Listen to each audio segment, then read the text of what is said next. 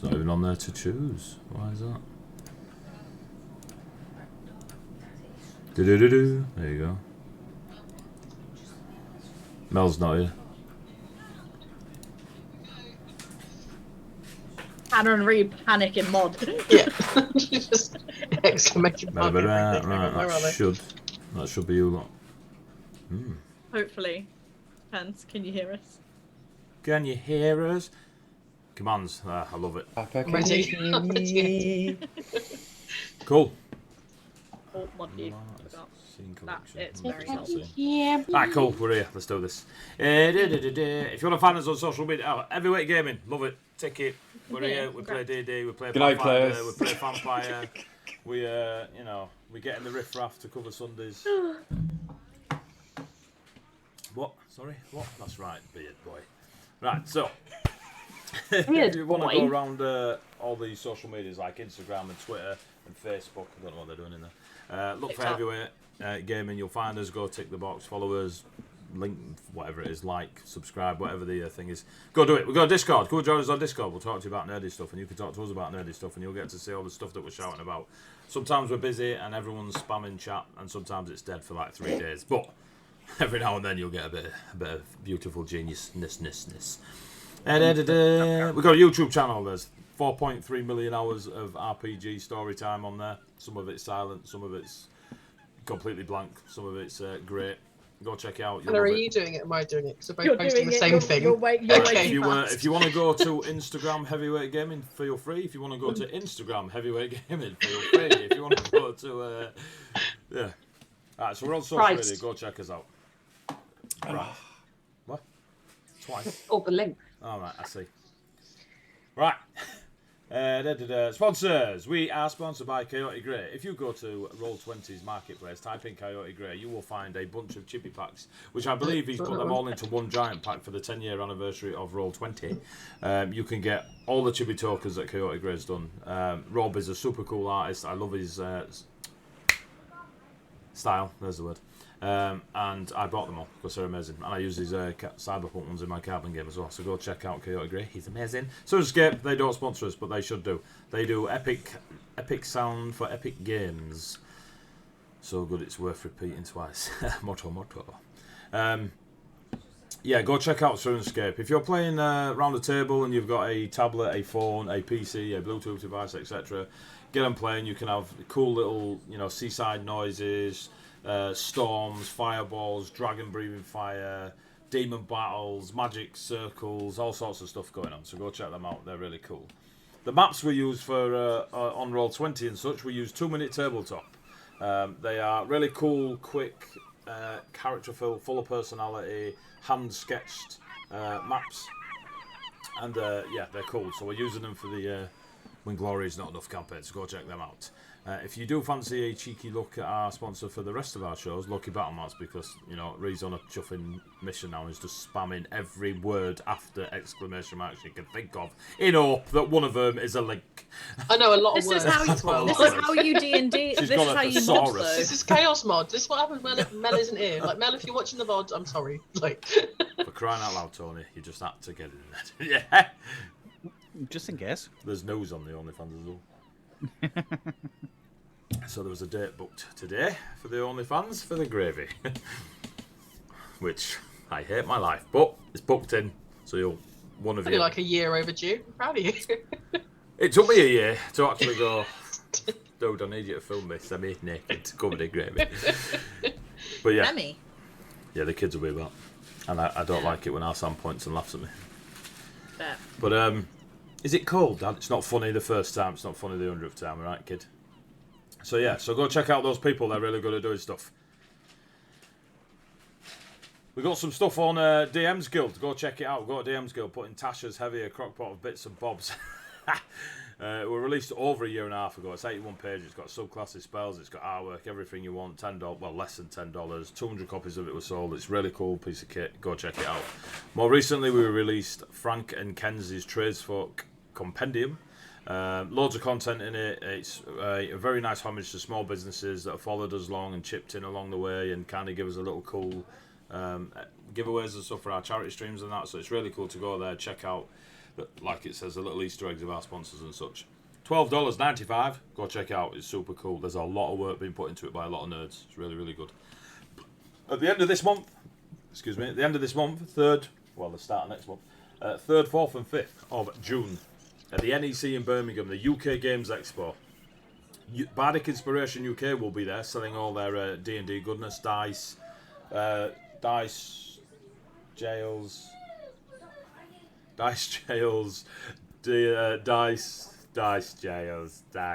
kids having a moment, dice jails, dice, scented candles, bags. They are really good at what they sell. Just next to them, on a corner of the table, because me and Eddie are cheap, we've hijacked that bit of the table, and it's going to be me and Eddie with our beautiful heavyweight gaming t-shirts on that you can go find at Redbubble. There should probably be a link. We should sort that out sometime.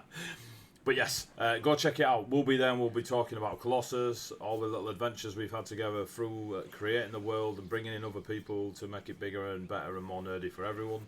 And there'll also be a suggestion box. So you can tip up, throw in a suggestion box of something you would like to see in Colossus, whether it be a character, a geographical location, a new species, a monster, etc., etc.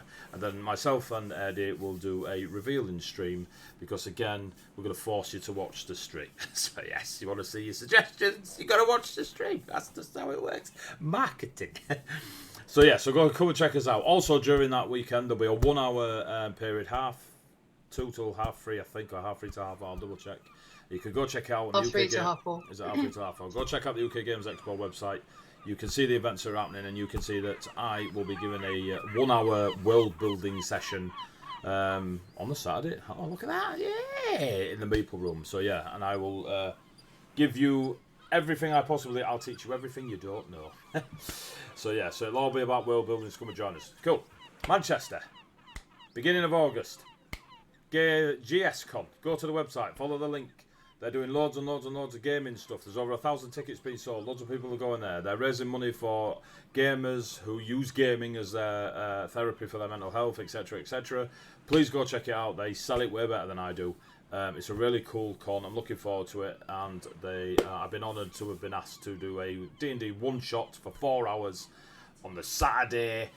8 to 10 players in our own seminar room. So there'll be lots of people there watching and heckling and laughing at the nat ones and cheering the nat 20s. Hopefully. If not, we'll get security on them. So yeah, so please come and check that out. That's it. Right, cool. Bits. Unless anyone's going to dive in. Nope. Bits. 200 bits. Do you feel sorry for the adventurers? A monkey face. Donate 200 bits / cheers to give the party a reroll. They can't be used on a DM or death saving throws. They don't roll over to the following week, and there's no longer a cap. So if you've just been paid and you want to go mental and throw thousands and thousands of bits at this lot, I will put my children, at least 2 of them, through university, and these lot get rerolls. If you're an absolute evil person... Thanks, Uli. Uli. Actually, I met Uli at LARP. Uli found me. I felt like a celebrity, so hi, Uli. As I was walking back from the bar on the Thursday night, Uli found me and said how much they loved the stream, and that was a really cool moment. The stream, not your character. Cool. So where me. Okay. I see. The stream in general, and that was very, very cool. So hi, Uli. Did he say what day? Did he say what day? What? No, Mondays. Obviously. Oh, okay, obviously. Yeah, right, yeah. But yeah, that was the Thursday, and Biggie's PC is working. Whee! And if you want to throw 500 bits, I get a reroll for the moose.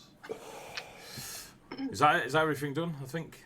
That's all we are now up to episode 50 of Fables Among Titans, are available on Spotify. If you'd like to go and watch any episode or listen to any episode that you haven't done already, go back to the beginning, relive it all, which is what I'm doing.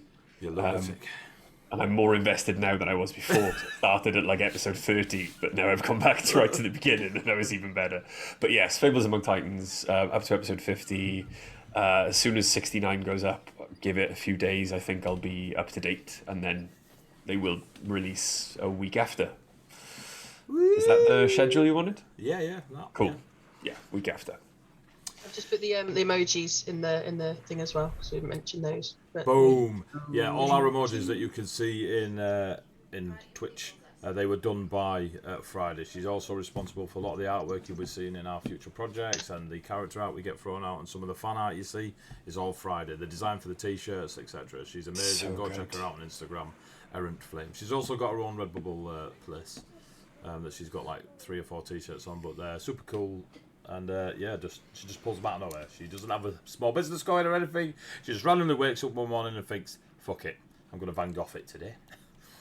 So yeah, and chop her ear off. Right, that's it. Are we good? Is that everything? Yeah, If I'll just put them in the chat. Oh, charity stream. I don't think that's been made yet. No, is it? I've got the link right here. Okay. Right, guys. So on the 30th of July, we do a charity stream every year, right? This year we're doing 2, but the first one is on the 30th of July. The last couple of years we've raised £6,000 coming into these charity streams in total, which is ridiculous for multiple different charities. We've done it for Birmingham Children's Hospital, we've done it for Mermaids, we've done it for Mind, we did it for Rainbow Trust. McIntyre, there we go. Forgot the other one, the one that Reed did. Did it for McIntyre. You know, we've done it for lots of things. This year, the first one of the year is for a animal rescuing place, which there's the Just Giving link for it. Go check them out. A few of our friends have got their dogs from this place. It is Jerry's. I've forgotten it. I brought the wrong thing up. Get my bloody thing up. I'm so shit at this. Jerry Green Dog Rescue. It's up Doncaster Way, I think, Lincoln Way. But yeah, every one of my friends that have got a dog from there, all live in Leeds and such, and they rave about it, and they've got a lot of love for it. And you know, why not? So we're doing it for them. So if you can throw a few quid in, please do. If you can't, don't worry about it. Share to your mates. One of your mates definitely got a £5 on them they don't need. So send them that link and tell them to put it into that little pot. There's already a tenner in there. If that's all we raise, that's all we raise. But please shout about it if you can, and we'll try and raise a few quid from 30th of July. You'll start seeing from now on going forwards. It'll be on the streams with a link. I'll be shouting about it on every stream, and we'll try and get the ball rolling. As we get giveaways, as we do all of our streams, we will let you know what they are. So please shout on social media, follow, etc., and do all that good stuff. Excellent. Right. Is the link in the Discord? Why would it be, Uli? I'm not that organised. Good idea, though. I'm in the Discord. There's first traps in the Discord. And yes, it is. It is in the Discord, mate. Where did I put it? It's in the Discord. I saw it the other day. It's going to annoy me now. You've just ruined everything. I need to see it now. Doggy Charity Stream, the channel's called. And I've just tagged you, Uli. Is it a public channel? Okay. Yeah, people have spoken about it. Don't apologise to Amelia, it's his own fault. It's alright, Tony. It's alright. I know its real name. Right, so. It's in Discord, dude. It's in the doggy stream thing. Cool. Nice one, mate. If anyone else asks, direct them. It's now your responsibility. So, let's get on with this. We're playing When Glory Is Not Enough. These are cabbages, turnips, tomatoes, vegetable farmers. You can't be coconuts. I've got coconuts. So I'm moving on to other growing. Well, you've got to earn your emoji. Aubergines. Do you want to be aubergines? Kumquats. That is something I'm not asking Friday to draw. Right. So you lot are in Atoria still, which is, you know, most parties have left and gone to a different place by now. You were in Buxy Bay, aka Shagalooth. You've been wandering around. You're working for, or semi-working for, Alexander, who runs the Guild of Ectelio, which belongs to Ectelio. Trying to discover the dodgy performers that have been claiming to be doing their performances across Ravenholm and Viconia and probably other places in the world in the name of Ectelio, but what they've actually done is some horrific blood ritualistic sacrificing sort of stuff. They've committed murder, they've been chased out of towns and cities, and Alexander wants to know what's going on, who they are, why they're doing it, and bring a stop to it. You met Gluttonius, a dwarven lady who is quite fond of her name and eats a lot. She has tried to you shared a meal with her Bjorn, and it was so nice. You were quite keen to stay for a little while. But who knew that Bjorn would be stuck to a button? Who knew? So, going looking for Glutonius after you killed Pelios the Blue, bless his soul, in the old White Ram. You tried to buy a dog. You tried to convince the Minotaur to let his family dog go. You know what I mean? You evil bastard, you'll be on. You spent most of Rhea's magics trying to convince yourselves that the dog was an ultimate, all-powerful Gandalf druid that needed saving, and 2 hobbits with a ring would come along and give you a side quest. Or just leave. You went for Gandalf. So, following out of the town, there are invitations going around for the Feast of Stars in a town up the north, following the northeast direction of the coast to Clei, where you are going to apparently go to this feast that is a free-for-all. There are no costs to enter it or anything as such. Out on the road. It takes you a couple of days to get there. Your first night out, staying there on the road. Little campfire going, just having a bit of a munch to eat during the later of the evening. So you're all still awake. You had a visitor who is still there with you, Saracus, child of Valencia, who rides the Wyvern Ares. They are of the Order of the Ramhorn. Saracus is a lovely little gnome. And shared a back and forth conversation. You got a bit of information out of them regarding what's going on in Clei and that the feast is being prepared. Saracus told you that they were on a personal absence from the Order of the Ramhorn to deal with the passing of a family member, and they're on their way to Buxy Bay to celebrate in the Festival of Birth. Agreeing, hospitality, Saracus fed you all and then rolled over to go to sleep. And you were all left to go to sleep, and I believe next morning long rested, or was it still the evening? I don't think we went to bed and then ended the session, I think was the thing. Yeah. Scroll up. I also asked him to pass on the message about the assassin that he knew about to Alexander. Yes, because he knew of... you knew his name. And, Yastin, isn't it? Yastin, yeah. Oh, no, I did. The camera's on. The camera is on, yeah. So you just kissed me live on the internet. In front of millions and millions. They can only see you when you're over here, dude. There's only 4 people, mate, and 3 of them are us. This one's wrapped up, he understands. See you later, dude. So, it is night time. You've all decided to go to sleep as well. Is anyone keeping watch, or are you trusting the fact that you've got an Order of the Ramhorn riding a wyvern that's been drinking Taras blood all its life, laying next to you? Just the wyvern. No, not trusting the wyvern. I'm at least taking one watch, and then I'll probably poke Althea for the second one, because I think Althea will do it. Do you? I Althea goes and takes her watch next to the Tarask and snoozes. I think I'll stay awake for the first few hours and tend to my blade. Go and sharpen and just look after my sword. Oh, before I go to bed, I'd like to spend an hour looking at that coin that Belk gave us. Exactly 1 hour. You're going to attune to it, yeah? Yeah. Staring at it like that. How does this magic work? Tell me your secrets. 60 minutes passes by. I've worked it. That's how wizards do it. Yeah, I would also attune to my coin. Anyone else attune into their coins? I'll attune to my coin. Raya's gonna turn to Bjorn and just be like, why do people keep giving me these? This one is not for spending, it is for keeping. So you keep this one, and if you focus on it, perhaps you will be better at this with your magics. Maybe open your mind a little and take in the essence of the object. You will perhaps get a magical benefit or a skill. Just keep it on you. It is a magical item. Oh. I cannot remember what yours does. All coins don't do this. Not all of them. These are a set, a special set that we have found. Leon, did you get a coin?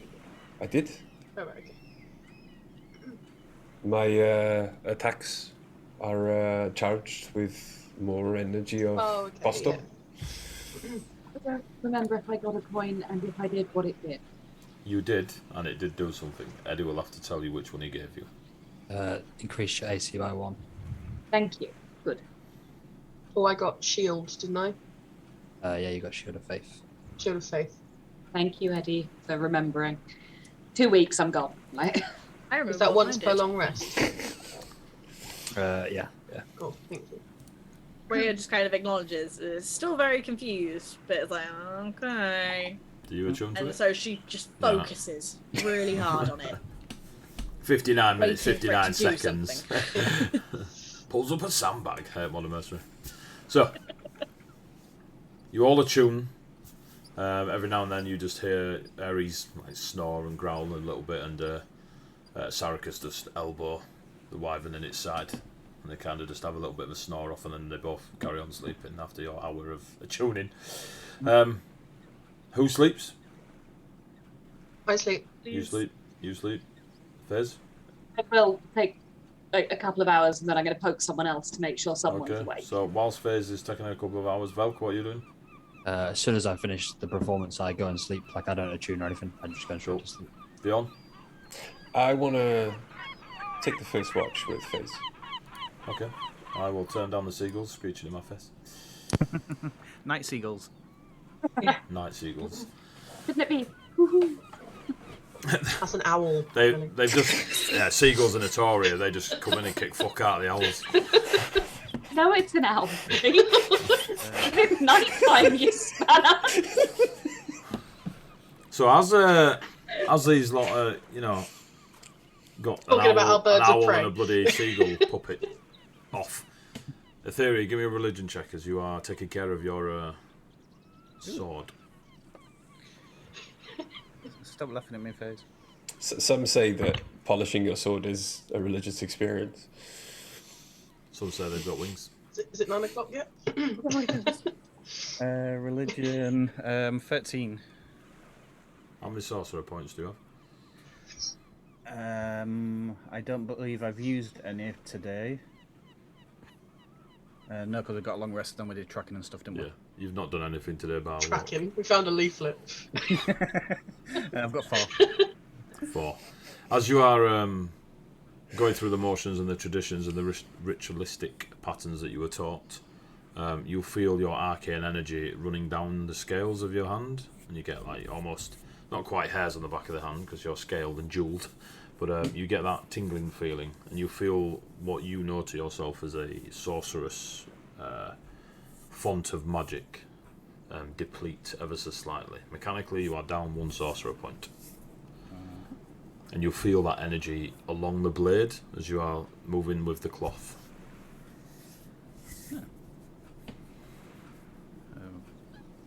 I don't say anything. I just keep to it. Cool.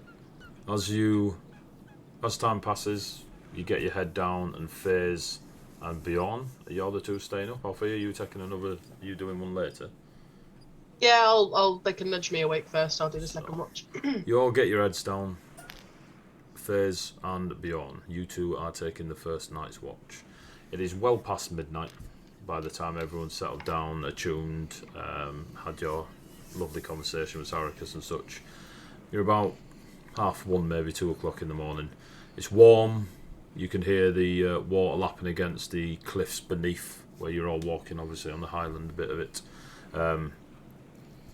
Just looking out, it's pretty grasslandy where you are immediately. The forest, obviously, to your northwest is a good day away, but it's large enough and big enough to take the horizon. The watch is yours if you wish. Fizz. I did not choose the watch because I am very perceptive. I would not probably see many people creeping up on us.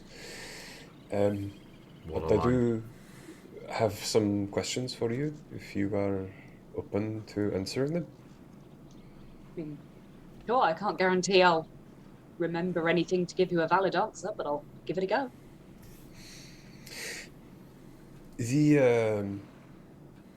How much do you remember of the crime that was perpetrated by the people we are looking for? Not as much as I'd like. I remember that we were there to see a performance. I don't really remember who the performance was. I don't remember who the performers were. I don't remember what any of them looked like, if that's what you're asking.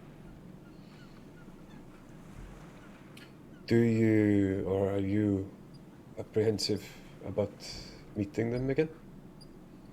Not really. I smile at your tone.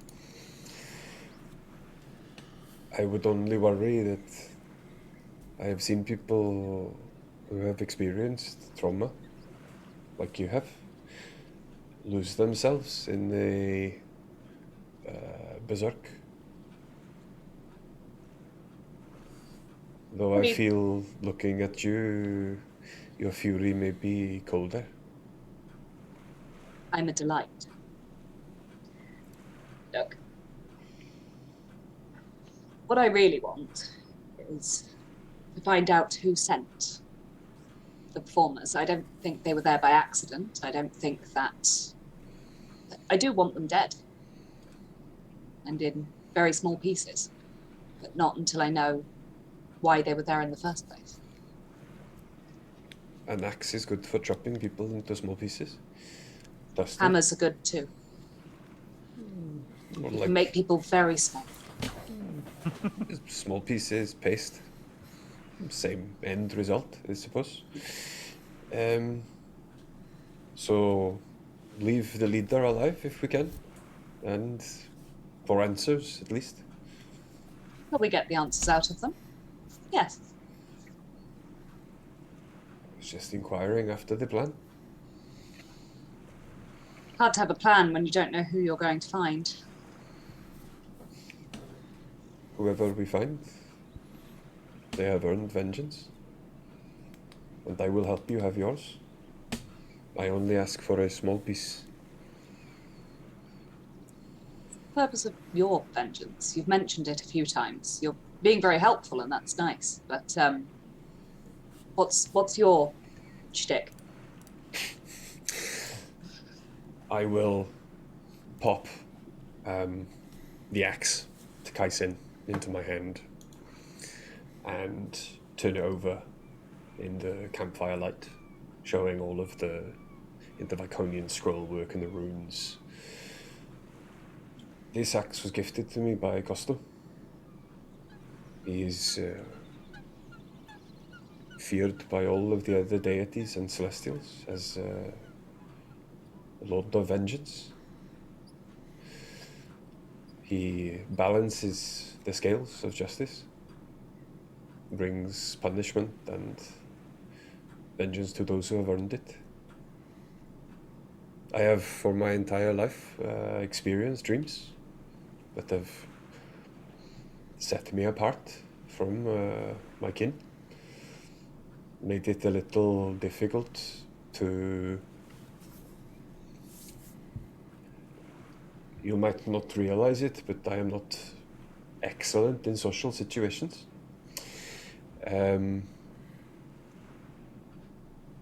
But I have always had this calling from Costo. And in these dreams, he sends me to exact his vengeance where it is needed, and it just so happens that the member of the troop we are looking for is the latest person that has had Costo's vengeful eye cast upon them. Well, seem like a soul of vengeance, Bjorn. Like, not, to be rude or anything, but you're quite nice. I thank you, I think. Is that the compliment? If you're pushing buttons or doing roulette, but yes, generally it's a compliment. The roulette did not earn vengeance. Pelios was a bit of a shock. I do Yeah. not think that Pelias earned any vengeance. For the record, I didn't want to kill Pelios. Neither did I. It was my actions were to save the rest of you. I wasn't averse to killing Pelios, but I wasn't keen. You have not seen me yet, though, in a situation in which I am acting on Costo's will. I guess we'll find out. But thank you for your help. You have my axe in this if you need it.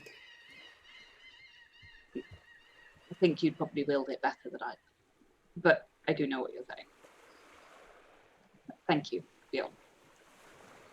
I know I'm not the most approachable, but I do appreciate your help.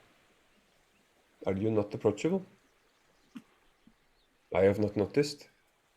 Word chilly is thrown around. I am from Vagonia. We are always chilly. You don't mind the cold. No, does not affect me.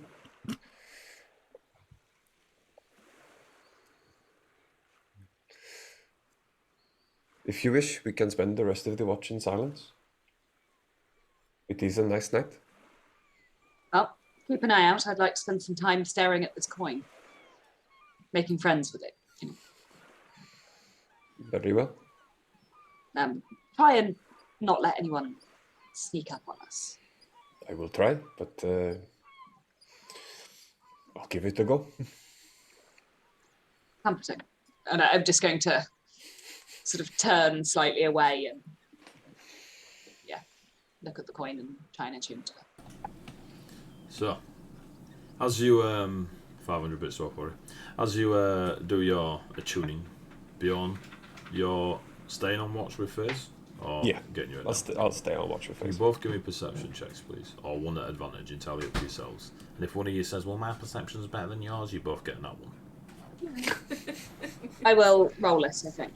I will allow you to have advantage. All right. I've lost all my dice because I haven't played D&D for a while. Right, there we go. Advantage would be Dirty 20. Cool. You look across at Ares, and all four of his eyes are wide open, just staring at you both. No blinking, just still giant, like toothy moor head on the larger front legs, and the two smaller, like T-Rex arms just kind of tucked in. They're just staring straight at you. Large, yellow, draconic eyes, just no blinking, just staring at you. But they're still making the snoring noise.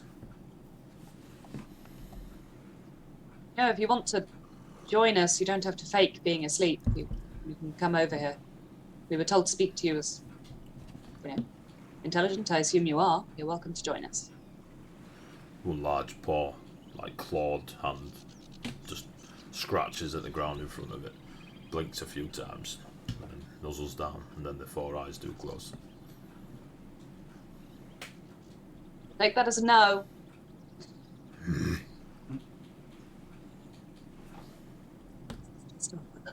Be honest, Bjorn. Sorry, I did not catch that. I don't know if he's pissed off with us or not, to be honest, Bjorn. Beautiful though, isn't he? Oh, yeah. I mean, look, he's very pretty. I want to give him a scratch, but I do not think he would react the same way as Dog. You have problems. You have poking problems. Stop poking the things that want to eat your face. I will not play roulette again, but that is as much as I can promise. Back to my coin. In my head. As your time passes, you successfully attune to your coin, and you feel the benefit of having it attuned to yourself. Yeah. It is now midnight, as in middle of the night. So you're looking at maybe 4 o'clock in the morning by the time. I think sunrise is probably about 6, half 6. You still reckon if you give someone else a nudge, they'll just see out the night. It's been a decent travel. It's been quiet, other than Saracus joining you and Ares. Who do you nudge, if anyone? I'm going to poke Althea with a foot. Fairly gently. Althea swings at you as she sleeps. With a short startled sword. awake. I called that. I would like to attempt to jump out of the way, I guess. not actually hitting you, just So- like shadow boxing, like startled awake. Get away! Yeah. So Althea, you wake up? Mhm. Are you taking watch by yourself, or are you waking anyone up? I'll take it by myself. Cool. Fairs, beyond? Straight to sleep? Or... Cool. I'm just going to say, Ares was watching us earlier. I quite like him. I do, but I like him enough to respect that he could eat me, so I'm going to let him sleep. Bjorn wants to pet me. Bjorn wants to give him scratches. Bjorn takes a while to learn what is not good for him. I think we have. Bjorn's still awake, like. Yeah. Oh so no, I'm looking at Bjorn like. I've laid down at this point. I'm gone. The second my head hits the pillow, I'm out. I hate Bjorn people is like one of that. those people that need to make the mistake and learn from it. So at this Bjorn's point, you gonna realise lose a Bjorn's hand. only got 3 fingers. Yeah. All right. Thank you, Althea. Get some sleep. I think you're still exhausted from your exertions last night, so. Worth it. I will go to sleep. Right. Before we have pillow talk. So, your friends are around you asleep. Ares is asleep. Saracus is asleep. Everyone's asleep. It's 4 o'clock in the morning-ish. You know what I mean? Your sundial's not quite kicking in yet. A little bit of time before the light Looking at hits the it. stars. Yeah, come on, let's get this moving. You can hear the birds gulling away. There you go. Or owling away, whatever you want to call it these days. Whatever you cool kids are calling the night birds these days. Give me a perception check, Althea. How did she? It's a nat 20, Jesus. Christ. You see the Looking dragon like in the that. distance. Yeah, really something. There is a small creature on the back of Ares. And it is doing the whole ape thing that's kind of just picking at the scales around, and it's eating whatever it's finding on the scales. It's a squirrel, by all accounts. And it looks as if it is made from stone. It is not moving chunky like. It's not like an elemental creature where it's blocky and, you know, moving around. But if anyone was to ask you to describe this squirrel, you'd say a squirrel made of stone. It moves as a squirrel would. It's very dexterous. It's up and down. Ares is a very large creature. And this squirrel is just bouncing up and down on his back. Again, doing the ape thing, kind of front paws, burrowing, picking between the scales and eating what's ever between them, and then bouncing back and around. And then you see another one and a third one. And they're kind of just moving around as if cleansing Ares. And they all look like they are made from stone. I would like to, when I see them, I'd like to wake up the gnome. Okay. The Saracus. Ares is Saracus. Just really gently, and say like, I'm really sorry to disturb you, but can you just look at this? It's early, but not too early. Saracus gets up, gnomish abs glistening in the night. Just moves his hair out of the way. What am I looking at?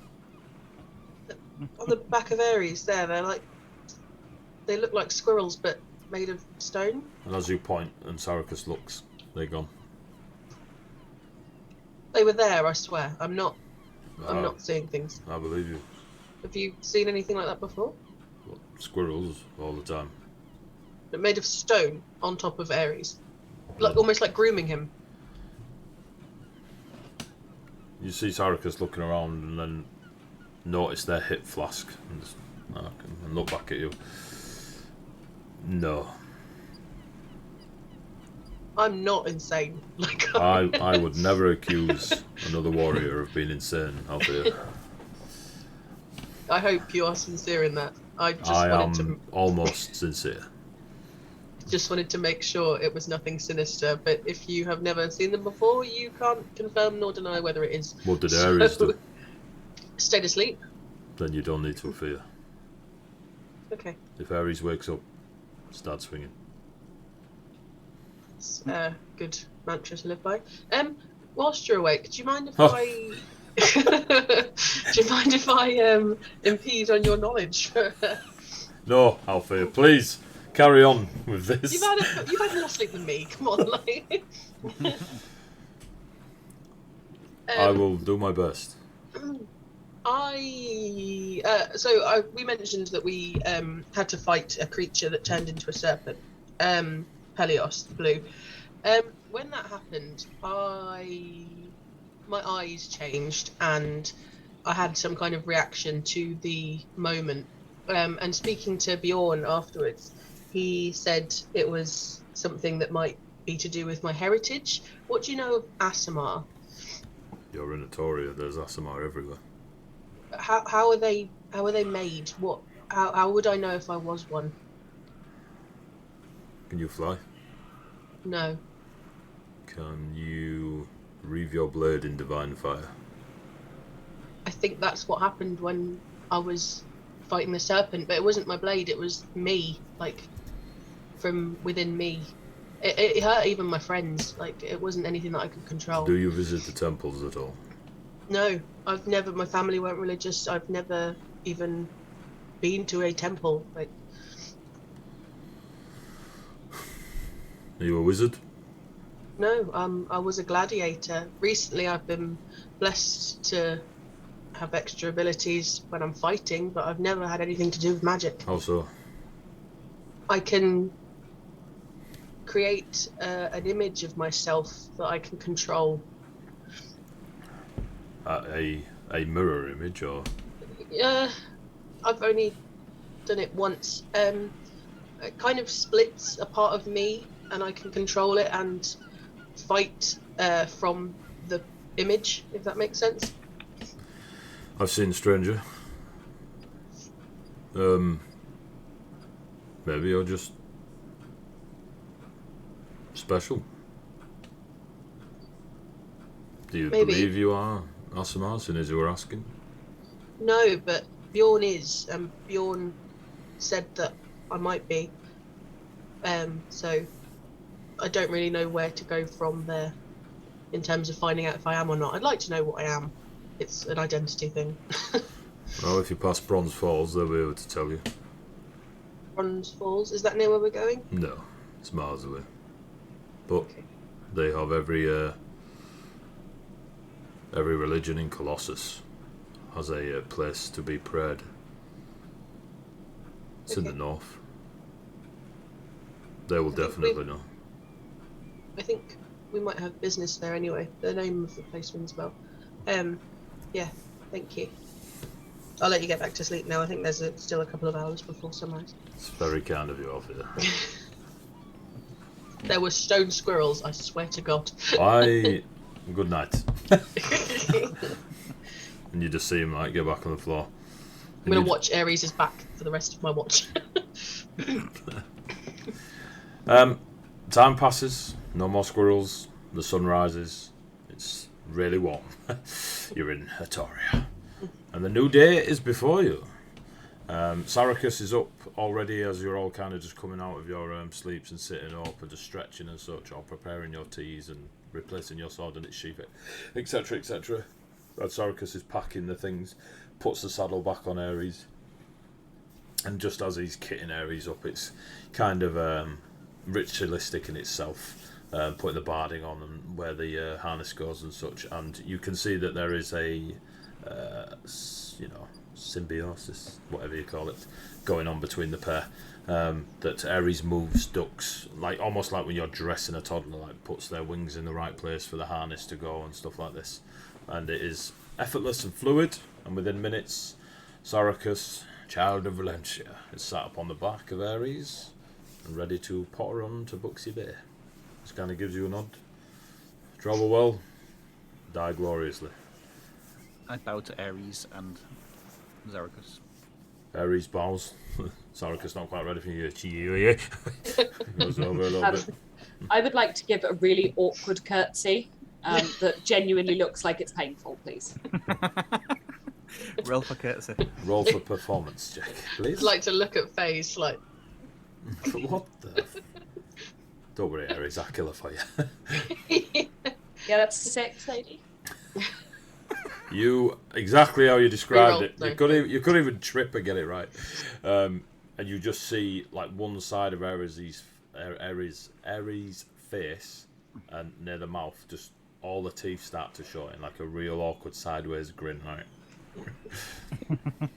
Like what? I've never done an impression of a wyvern smiling before. All right, give me a break, I'm woman. smiling with one was half great. of its face. I mean, I just like to make it difficult, right? I would like to wink at Aries for that reaction and then wander off. Cool. You'll find him with Shauna. No. So, Yeah. it's a different string. So what's the plan for the day? Just travel, keep travelling, off you go, breakfast, and off you go? Althea, are you tracking them from here? Oh yeah, all that tracking to that place that we know where it is. I've been tracking this whole time, buddy. Don't you? I love how worry. serious you took it. Got We're the going to go leaflet in front of tracking me. in the middle of a town where there's never been any other people's footprints. Tracking. I've got the leaflet of the place we need to go, and the path, and a signpost saying, and I'm going, yeah, That's it's this basically way. how fighters track, to be fair. Just ask for Dotted line on the directions. floor. Yeah. Making donkey poo. What are you doing? Finding out where they went. Smelling the wind. Repack my stuff and, follow the party. Cool. You're going along, are you just casual plod? You're running your balls and, into the balls of your feet so they're sore? Or what are you doing? Just casual plod or are you rushing? Do we know? Will we get there today? Do you know? You reckon if you don't get any stoppages, maybe have a short lunch, you probably hit it tonight? Or depending on what goes on through the day, you never know. You'd have to stay out another night and get there in the morning. Depends how efficient you are. I think we wiggle on and try and get there tonight is always the best option. But what may be, we might end up tonight. You do know the feast is tomorrow night, so that's your schedule as you see it ahead of you. As long as you're there before tomorrow night, you'll be there for the feast. I mean, we're not in any mad rush, right? I wouldn't necessarily want to get there early and give ourselves away too much. Yeah, but equally, these are dangerous people. We don't know what they might have planned. Right, but How would we Plutonius... give ourselves away? We're just travelling. Plutonius has seen us, and we were asked about the group. We've not Probably been subtle. less subtly than... Yeah. I don't know. I think we're pretty subtle when we want to be. I'm going to give Rhea the most skeptical look you've ever seen. I'm like, yep. You've got wings. You're a fairy with wings. You're the least subtle, and she's half robot. Like, Not Put comments on your fairy. face. Excuse me, I am much taller than a fairy. Thank you very much. To be fair, the shining neon dragonborn we have with us is also a bit unsubtle. Rhea just flails and is like, exactly. Hey? That's what I mean, though. We're not... Pointed at Thera as the beaming Torian sun just blinds everyone as it sparkles off their hair. Actually, the only subtle one amongst us is Velk. Oh, I'm a Taurian. This is my home. I look like I live here. Right, but your companions do not. I'm just looking I at the don't grass at the think you- sunlight shining at me. Okay. Like you do with your watch, pointing it to the sun, Yeah. but in multiple directions. Why didn't I do this with Ares? Just saying. Oh my god, can you imagine him chasing the lights? Disco I'm just ball saying. in You've theory. misjudged Ares. Yeah, I'm going to follow the party. I think I'm going to stay to the rearish and keep an eye out for stuff. Okay. Anyone else doing anything out the ordinary other than just plodding along the path? Velk, you bringing in a cameo or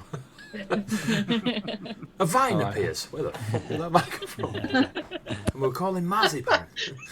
We'll call him Marzipan. Yeah. The name I'm of gonna Eddie's go next for- character is Oh, you'd be giving away my. Yeah.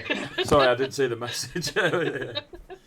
I'm gonna go for big old fly because it hasn't actually flown in a while properly. Oh, okay. So Are you Well, flying there's high or space. just above their heads? flying high. Why not? Oh, food! Did you find that in the sky? Oh my god, there's a lot of food. She catches a seagull. Just Then, literally swooping through the air, having fun. Did you nick that off a kid at the seaside? Maybe. I meant to say balls of your feet, Bardic, by the way. Are you running your ball? Balls. Right, so, can you give me a perception check, Ray, while you're flying in the sky and eating food? I'm not eating any food right now, but yes, I can give you a perception check. Because that's what you do in D&D. 19! Cool, ahead of you, you Wait. see... 9! You see 20! nothing. 20! Hold on, I missed off one. 20! Where's that doing? So 20. Yes, please. Ahead of you, maybe a few hours. Oh, the light's gone orange. Maybe a couple hours travel from where you can see, obviously in the sky flying. You can see 2 tents already put out, a pre-made camp. You don't see anybody there, but it does look like an old camp. And there's a kind of beach cove area that slips away from the main path that you're on down to the actual beach at the bottom of the cliff. Gonna shout down and be like, "There's a campsite. Do you want to look at it?" You've been Is it on walking our for way? a couple of hours now. Yeah, it's on the way. Yeah, Where is it? over that way. Is And there just people? kind of starts to fly that way. Send a message. Is there people up down there? Not that I can see. if there is, they know we're here. Oh, yeah. I mean, we can go and have a look, right? We're not, as I said, in a massive rush. Yeah, I'm nosy. Let's go. Are you quiet? No. No, clink, clink, clink, clink. I'm also going clink, clink, clink next up here. Do We you just sound like shake, Do you sound like Robocop? Like, No, No. Althea doesn't. No. I'm just wearing armor. Chainmail rattling on my metal limbs. I'll send another message up to our eye in the sky, and so we're gonna head that way to have a quick look. If you see out, let us know. Okay. So, And I just continue flying. Ray are now looking for out, whatever out is. I haven't found out yet. What does it look like? It's that well-known VIE word. I need a description of out. I'm looking for that. Is it a coin? as you, word is out. maybe an hour and a half passes as you're plodding along, and you can see ahead of you the shapes of the 2 large tents. You can see there's a pile of wood near the tents. I'll figure this to you, and probably Velk, you've seen these before, like being in Heroes Rome and Cruel and stuff. These are stop-offs, way stations. The camps are kept there for everyone. You can see that the tents are old canvas. Could probably do with a bit of TLC, but still, like Atori, it's more for getting out the sun while you're sleeping type thing. It's a pre-made camp that's quite static, to be fair. So nothing crazily out the ordinary. Raya, you do see, as you're flying high, you see a small-ish, like a rowing boat. So where the tents are up high, where you lot are all walking, and you saw that cove, that sort of beached area, you can now see that there is a rowing boat pulled up onto the sand. Again, but you don't see any people. Go and have a look at the rowing boat, please. You can do when you get there. You're about 20 minutes, so you could probably... Is your flying speed any faster, or is it 30 feet? Oh, no, that's a great question. I want to say it's 30 feet. I'll double check. Yeah, 30 feet. Yeah, so you'll get there around the same time as them lot, but it will take you about half an hour, 40 minutes before the rest of you actually get there. And it's midday-ish.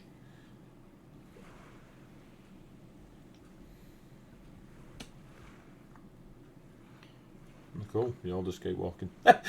So, when we get there, You get I'll there. explain to the others that it's a. You get there, there is Yeah. a very large tent. Oh, my eyes killing me. There's a very large tent. There is a campfire that has not been touched, maybe for a day or so. Saracus did say he came this way, so maybe it was Saracus, who knows.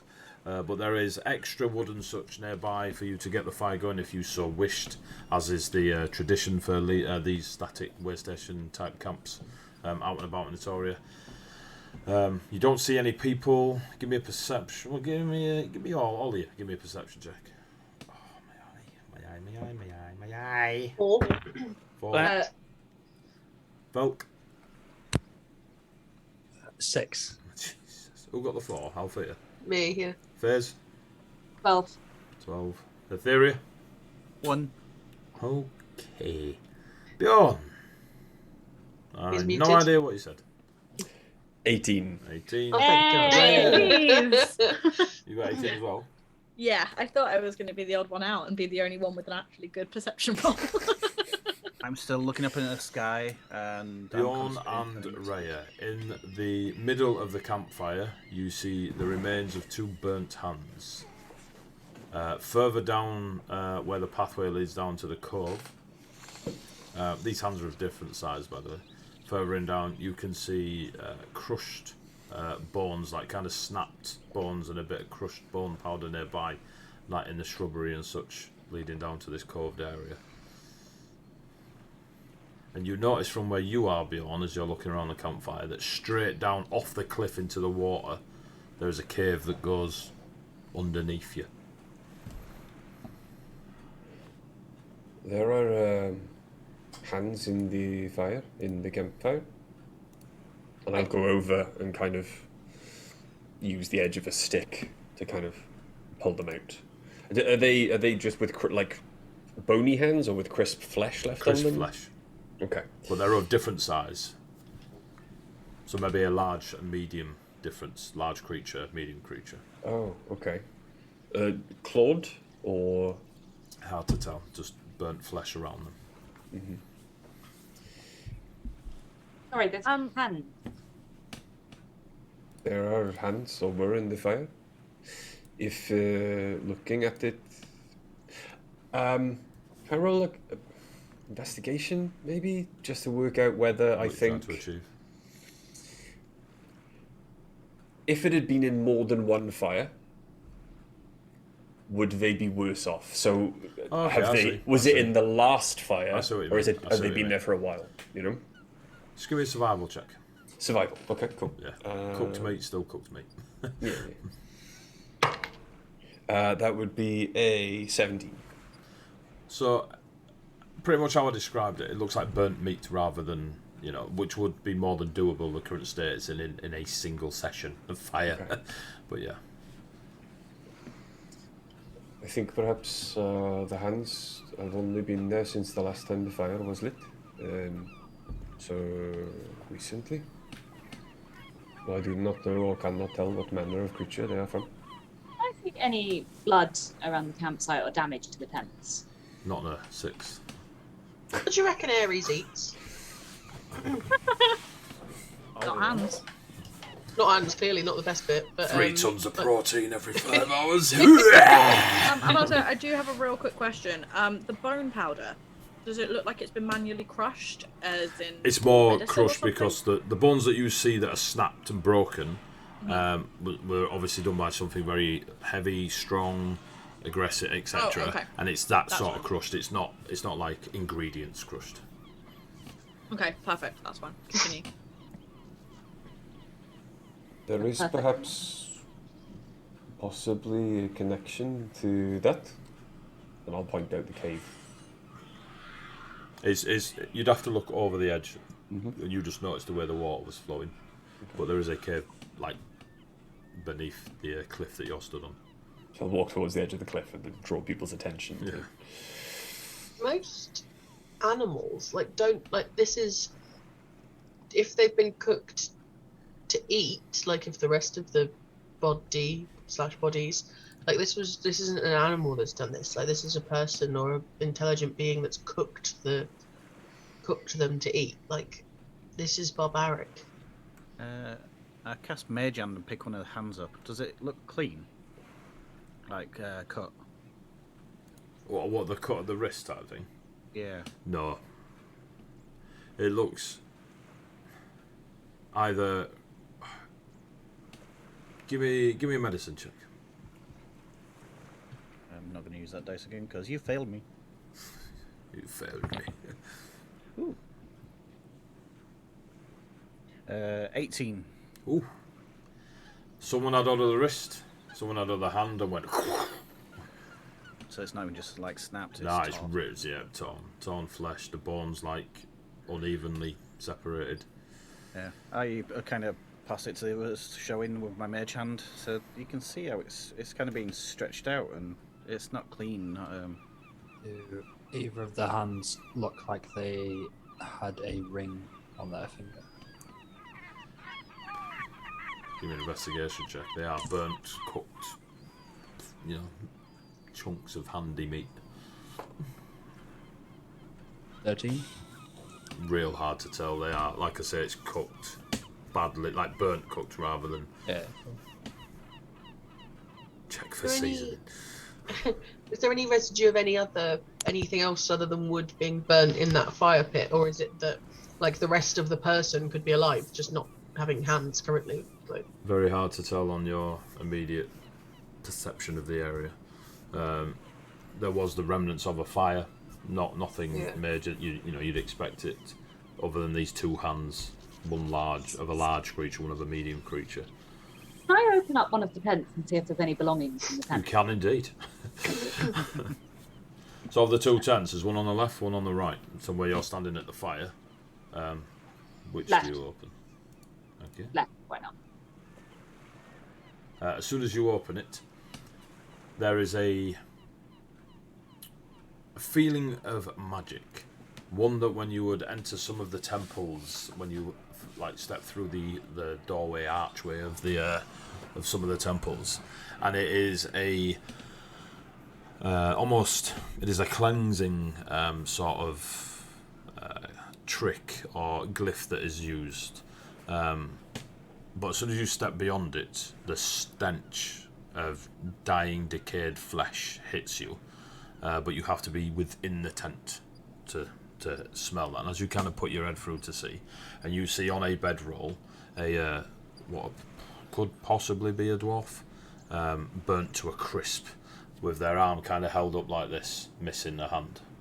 But the shape is broad of shoulder, and they're still in kit, like travelling gear. You can just see tats of tunic similar to what Althea wears. A little bit of jewellery on the floor that's kind of just fallen out, either a purse or a pouch or something, like a couple of rings and maybe a silver coin or two. Obviously the face is burnt to a crisp. You can't tell if they were, hairy, not hairy, if they had long hair or whatever. But they do have a shorter, broader stature to them. Dwarfs, heavy gnomes, stronger halflings, that sort of bulk to them. And their hand is towards you, or their handless arm is towards you. Hey, I found the rest of one of the hands. A stick made in as well. Would I have heard of anything that does this kind of thing in my previous training? Anything on the fiendish level, that kind of stuff that might... Oh, yeah. Things and take their hands. Hellfire, draconic fire, wizard fire will all do the burning thing that you see. As for taking off hands, it could be hungry creatures, more bestial, fire-breathing, like salamander type creatures that you've known or heard of in the far lands from. You've lived in both Quran and the Vey dynasty, so such creatures will exist in various forms. Anything immediately jumping out to your head, your knowledge of Vittori not so much, but there are creatures that just eat, and there are creatures that set things on fire, and probably both. Yeah. So not a ritual feeling, just anything. No, it feels more of an attack, or this looks like this this heavier set humanoid was attacked and scorched there and then. And you see scorch marks behind them on like the bedroll and such, but it hasn't lit the bedroll. It's more soot and ash from the scorch mark, like a residue off the scorch mark, so it was focused on them. Tent didn't go up in flames, obviously. There's no like burn marks on the walls of the tent. It was focused on this humanoid. I want to check the other tent. Cool. Give me an athletics check. As the folds of canvas don't move. Okay. Unless do you want to try and move them? They resist as you try to. Oh yeah, I'm gonna try and. Just give me an athletics check. Okay. Natural 20 for I think For 19. for 20. Natural 20 for 20.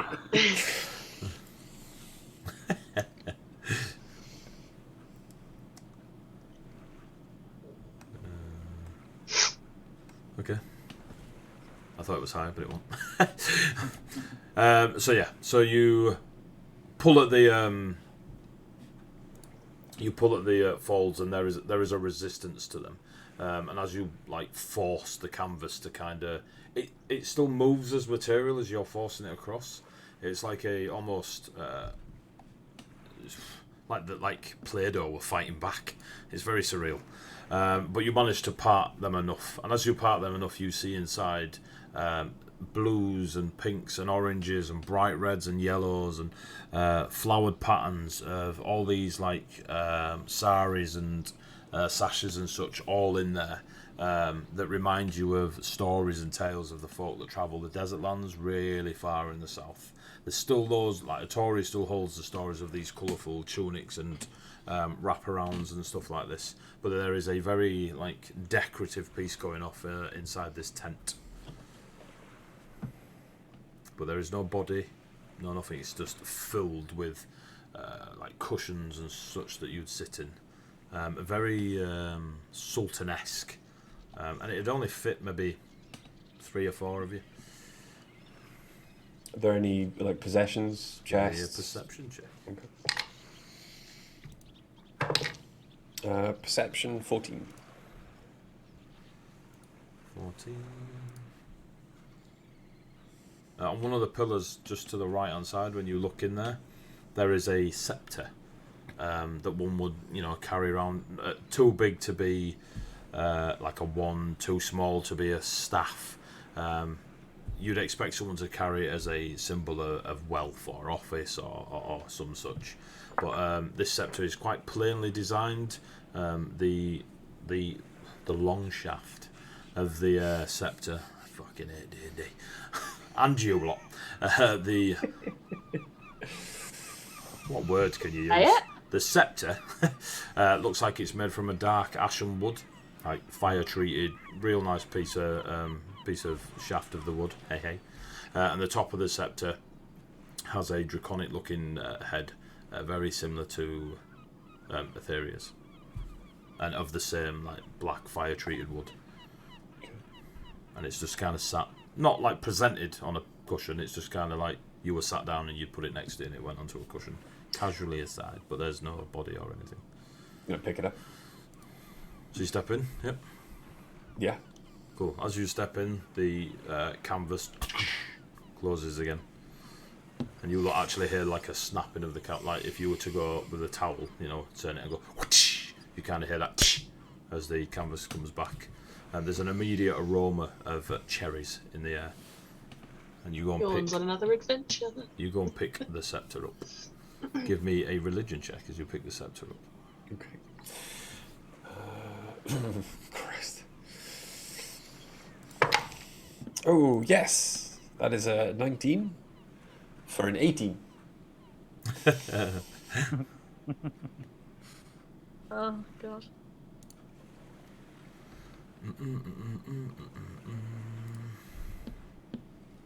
You see, so looking at the draconic head on it, you notice now that at the sides of the draconic head, what you first thought was just like the scaled frills are actually feathers, like real long swan-like feathers that kind of just come out at the side of along the side of the head.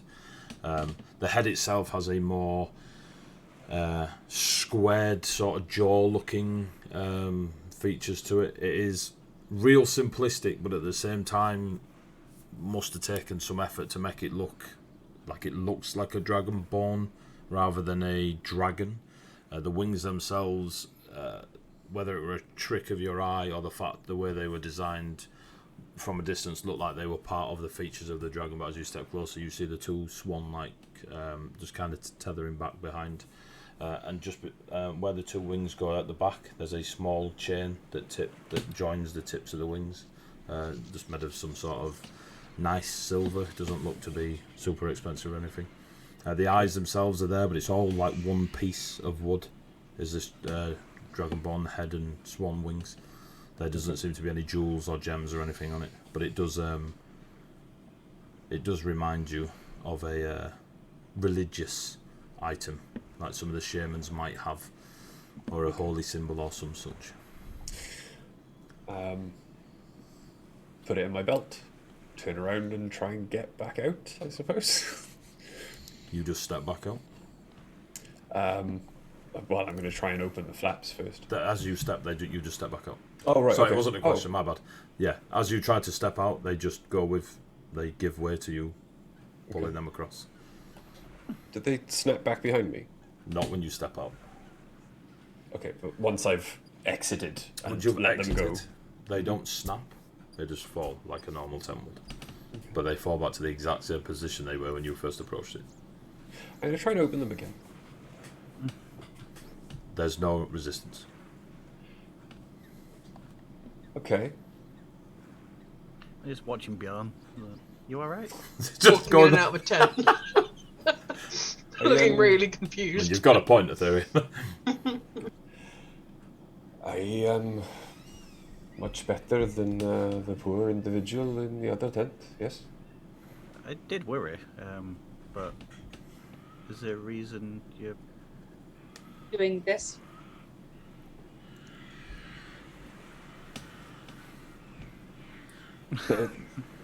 No, everything is okay. Anything interesting?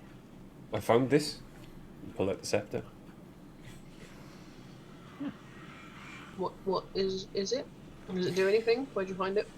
I found it in the tent. It reminds me of the kind of like a storm stick that Vaconian shamans would have, like a religious thing.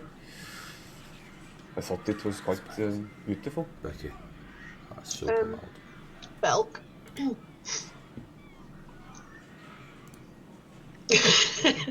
You know when we find things and you look at them and tell us what they do? For about 10 minutes normally. I hold out my hand. I will pass Velk the scepter. I like how you adjusted your mic to grin. Yeah. While that's happening, could I go check out the rowboat, please, AD? Can you go check out the what, sorry? The rowboat? Oh, the rowboat. Yeah. Yes. Because initially that's where I was going, but a lot more interesting things happened. So the rowboat is about 30 feet, 40 feet, like down the cliff onto the cove area. You just like fly over.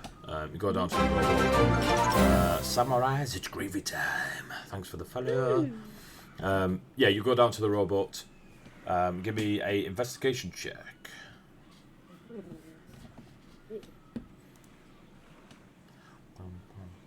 An 11? An 11, that's alright. In the rowboat, there is a corpse underneath a like blanket that has been. It looks like a blanket and a bit of fishing net have kind of been put there, and you just see a leg sticking out. No sandals, just hairy. Their feet spend a lot of time in the sun and sand, but you don't see the rest of them obviously without moving anything. But there's clearly now you see the leg. Like, it's not just sticking there, it's attached to something. Red sighs, pulls back the net and the blanket and stuff like that, and does the body have two hands? Yes. It does have two hands. And the body is of an old Praetorian fisherman Easily, grandfather years, real grey beard, like the wispy hair on top. The sun's kind of made them super bald on top, and they've got the wisps coming out the sides. Real weathered, adding to the age. They're just in the more commoner-esque tunics of a Taurian. Just clearly spent their time on a rowboat fishing. Okay, can I... What you do notice, once you've uncovered everything, is there are chunks bitten out of them. Not by... No, you didn't really roll high enough, but there are chunks of flesh bitten out of them. Okay. Could I figure out what creature was able to... You could give me a medicine check. That's fine. I will give you a medicine check, because my original question was going to be, could I assess the cause of death? But you did tell me that, so... Cool. Ooh, that's a really nice one. That's a 22, please. Cool. So, the chunks of flesh that were bitten out of legs, ass, arm, chest, shoulder, were done by a creature that didn't have sharp teeth. Okay. And wasn't the cause of death. They seem to have died by asphyxiation. Any way I could figure out what asphyxiation? Drowning? Choking? What did you get, a 22? They were strangled. You were strangled. By rope? Hands? Hands by the looks of the markings around the neck. Hands by the looks of the mark. But the biting, Oh, okay. the biting of the flesh was done pre-death. Pre-death? Yeah. So they were bitten before they died, and they were died by being strangled. They were died. They were died. They were died. They were died in the face by being strangled. I once died a guy. Blue. Are there any personal belongings? There's a fishing net. Body? There's a wool blanket and a rowing boat. That is their That personal everything? belongings. There's a sack in the bottom of the boat that, just having a quick rummage when you first tipped up here, you can see there are more fishing implements. There's a few dried rations. There's maybe 2 or 3 copper coins in the bottom of it. This whole time it clearly just lived off the sea, as it were. It's a rowboat. You've already got the feeling, like, even coming out of the forest in the last, week of your new life, people seem to be all right travelling up and down. So, it didn't have. There's a tent up on top of the cliff. They just stopped there. Althea told you that it's always there. So, and you can now see the entrance to the cave, or the cave entrance, should I say? Oh no, you can't. No, you can't. Okay. Not that I'm looking at my map or anything. I'm gonna take the rations and then head back up to the rest of the group. Can you give me a perception check as you take the rations and begin to head back up to the rest of them? Maybe. Obviously, she leaves the coins. It's free copper, mate. I want alright? more of these Jesus. things. Like... That will be an 18. Cool. As you grab whatever you do or don't grab, and your first flap or two of wings, you kind of go up and you hear something off to your right hand side, and you kind of look and you see the sand on the beach moving. Have you all got Roll20 open? Yeah. Yeah. Sure do. Surely do. Staring at the bar where we killed the snake. Yeah, poor Pelios is there. Dead. Oh, dog's F in there. the chat. That's in the chat, Oh. Pelios. Oh, Aha. There it is.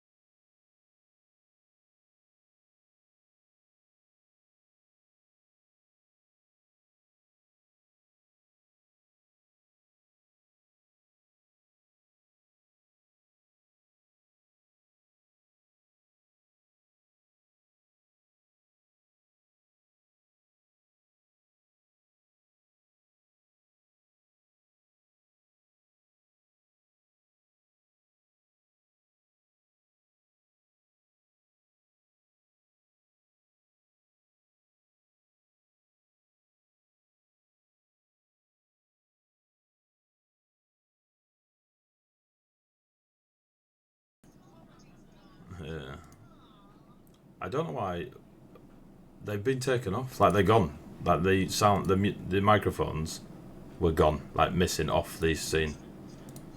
Yeah. No. It's OBS, mate. Yeah. That makes sense. Here's again. Yeah, cool. Oh, look, Katie, it's you. Oh look, yay! Fucking hell. There's model for that, mate. Yeah, model for this token. Yeah. What does he sits up on the beach and does what, Brian? So, as you were about to fly up, let me go back to it. As you were about to fly up, you see the sand moving and such. I can't be bothered with the elder thing anymore. You see the sand move, and you see two large arms, the bald head kind of pull up and reach out of the sand, and they are standing maybe 20, 25 feet tall. They look across to you, and their mouth just drops, and it drops maybe 10 feet open. And you can just see inside, you can see bits of bone and flesh just hanging on the inside of this mouth as this just void of darkness, and the large, hanging at the back. It's a descriptive term. And it's just staring across at you. Can you all roll initiative? And then we're going to go to a break. I'm going to guess that they have blunt teeth, not sharp teeth. They definitely have blunt teeth. Oh wow. Cool. That's awesome. Sound. What the fuck is Taser's initiative? fuck. Wow. I bet you beat me. Oh, I bet I did. I rolled quite well, actually. Happy with that. Did Might not get to the fight last this time. This might be the highest initiative I've ever rolled. With the highest initiative bonus I've ever had. I don't have an initiative bonus, so I just have to Jesus Christ. trust in the dice. Bonus. Oh, Huh? no, yeah, you don't. I have So- an awesome this one. Plus 6. Fez. 26. Jesus. Wow. Bjorn. 20. Althea. 19. Whoa, guys. Volk. We're all like, 5. hey, there it is. 9. Or 9. Not much better. Etheria. 3. Oh, samurai my ass. Rhea. As the person on the beach, 6. Oh, fine. Wow. Ray gets eaten before we get there. No! It literally could swallow me whole. Cool. So if it makes you feel better, it's second. So it turns, looks at you, Rhea. It's gob 10 feet up. Just looks towards you. And before we go into combat, Sirenscape, Death Monkey mode, we're going to have a break because I'm sat cross-legged and my thighs are too big to be sat cross-legged, so I'm off to the toilet. Right. So he runs in slow motion, belly bouncing and swaying. Right. Will you stop narrating my life, Tony? All right. There's no need for it. Right, we'll be back in a sec. We're going to have a break. Bye-bye. Be back. Stick around and all that good stuff. Hey. Yeah, please.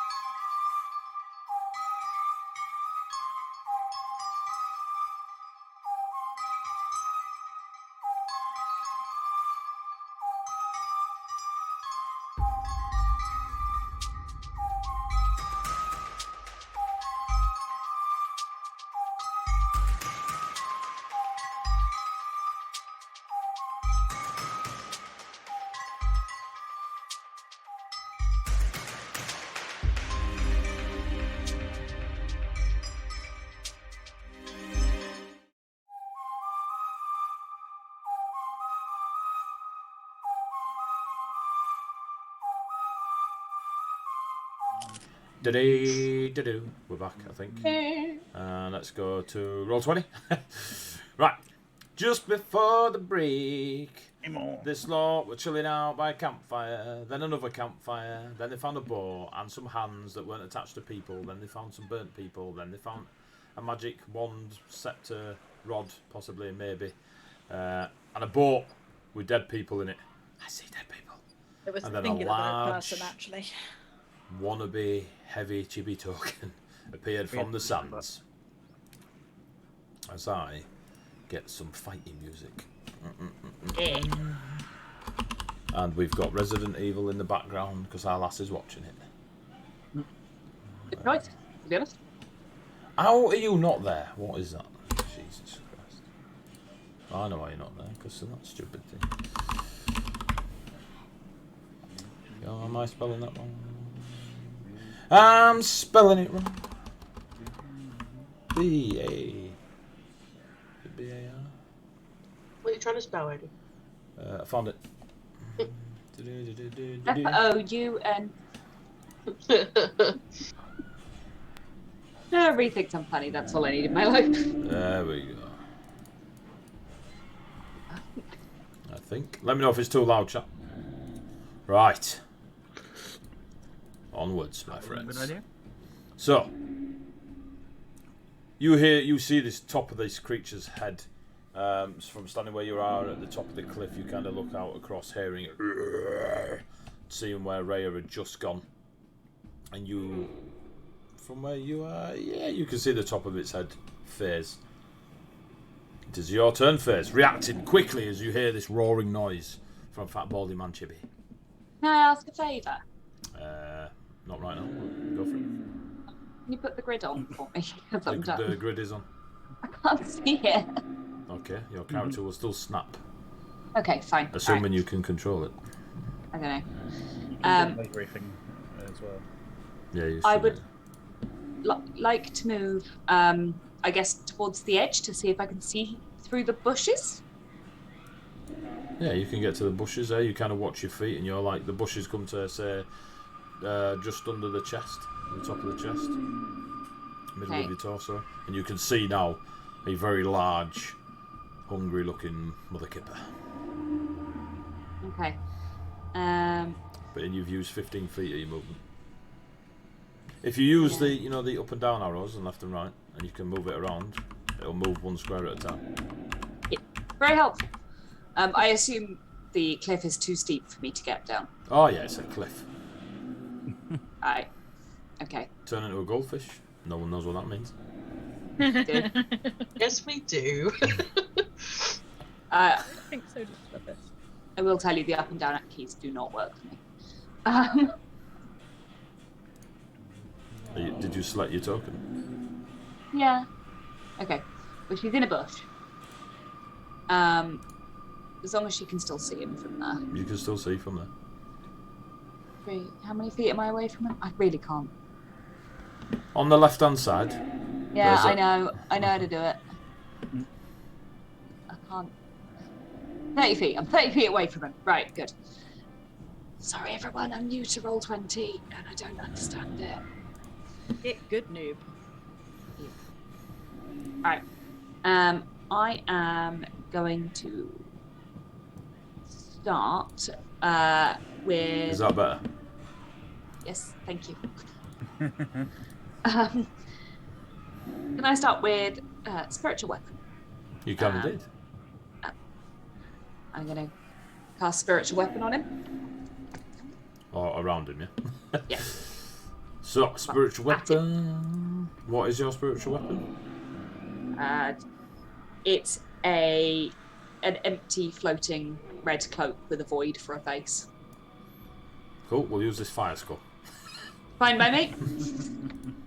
Whatever works. The hit, that is 18. Oh, let me check my stats. 18 hits. Yes! Good, good. So your spiritual, empty, hooded, dripping, ready, bloody cloak Yeah. attacks Fat Man, number 1. It does 9 damage. Yeah, 9 damage. 9 what damage? Force. Okay. Slams into it. Belly does a little jiggle. Large, 10-foot open mouth. Fine. And for my attack action, I am, because a spiritual weapon, bonus action, I'm going to attempt to shoot it with my crossbow, if that's okay. You go for it. Yeah. Oh, there's a moth on my desk. No. Uh, Eat it. Absolutely not. Under no circumstances, I would rather throw myself off a cliff. Right. Yeah, no, that I don't. 12 to hit. 12? Yeah. 12 does not hit. So your crossbow bolt just kind of hits the creature, hangs there for a little bit, and then just falls onto the floor. Yep, that's my turn. It's your turn. I've got so many tabs open. It's now its turn.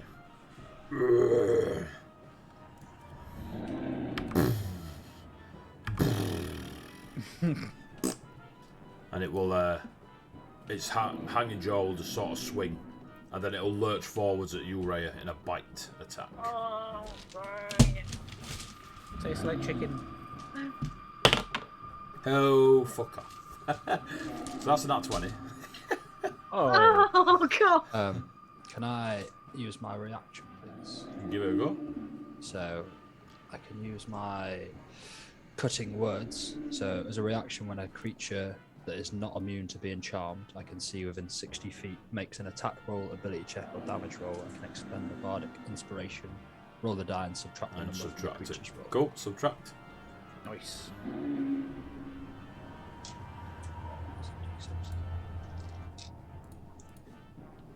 So 4. So I'll be like, as the creature stalks towards Rhea, its feet trip slightly in the sand. So Rhea, it still gets a 20, but it isn't a nat anymore. So what's your AC? 15. Yep. So you still get attacked, but it ain't double damage. Right? Because the cutting words reduces the nat 20 down to 16, and then it adds its plus to it. Yeah. Cool. So it's only going to hurt a little bit. Mm-hmm. By a little bit. Yeah. Just hurry up. A little bit. Trying. You know, when you got like pen and paper, it's a lot easier to deal with this stuff. So, I was just getting them out. That want all the dice I rolled, by the way, because I was about to say that sounded like a lot of dice. I picked up like 15 dice. Yeah. So you take 8 points of piercing damage, Okay. and you are swallowed as the mouth just goes. Love how every single one of our heads turned to look at you. You are swallowed. So for yourself, you are considered blinded and restrained as you sink into the sticky, acidic void of the stomach of this massive creature that's just swallowed you whole. You don't take any additional damage this round, but while you remain inside the creature, stomach acid going to burn at your face. Fairy girl. Amazing.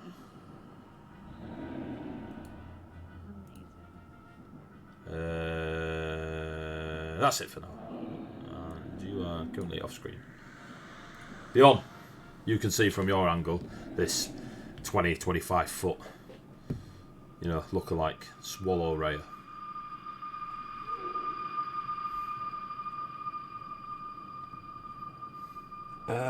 Okay. Jesus Christ. Okay.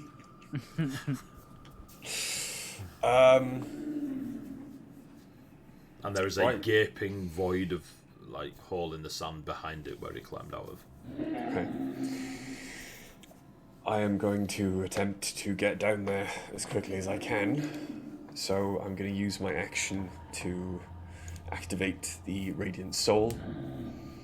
So the spectral, shining, icy blue draconic wings spread from my back, and my eyes start to flare with the energy. Oh yeah, I had snap camera waiting. And What colour's the energy? like a icy blue, white. Pow. And I am going to. So that was my action. I'm going to use the 30 feet of movement to get straight towards it. You fly now? Yes, I'm flying, but up in the air. So you're up in the air there, yeah? Mm-hmm. Cool. I'll just put that you're flying, mate, so we know. Okay.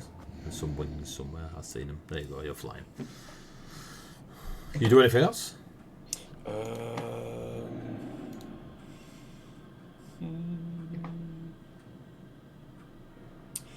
Yes. So you've done your action, you've done your movement. What's your bonus? Yeah. My bonus action is going to be.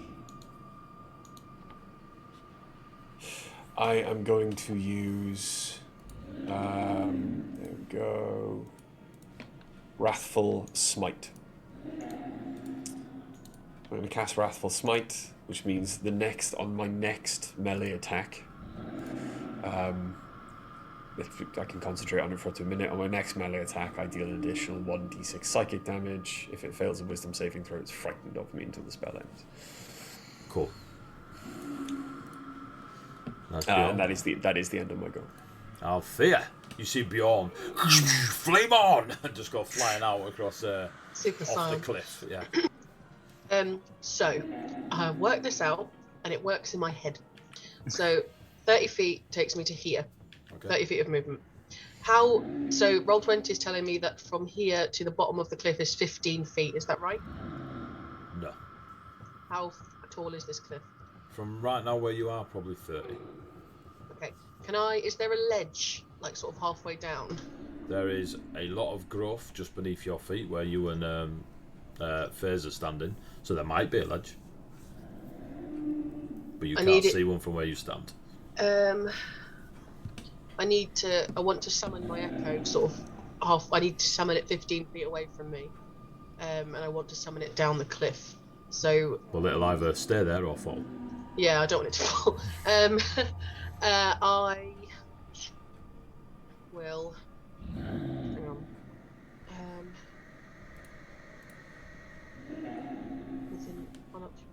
Within 15 feet of you. I will summon it.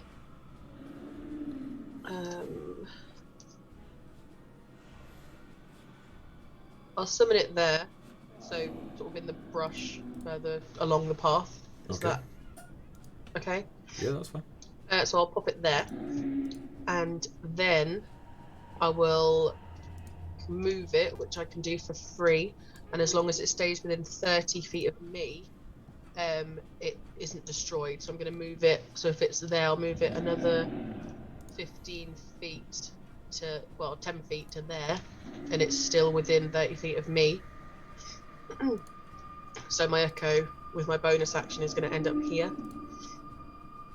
Okay. Give me a moment.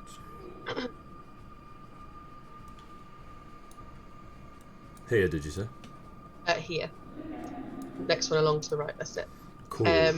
When you summon your echo, Mhm.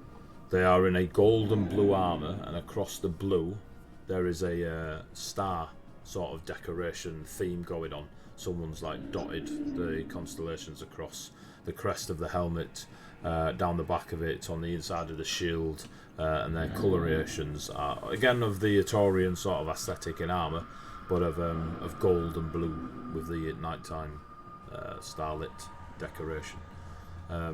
You can see long blonde hair hanging out the bottom of the helmet, and they are of a just as athleticness as yourself, be it beneath the breastplate and such.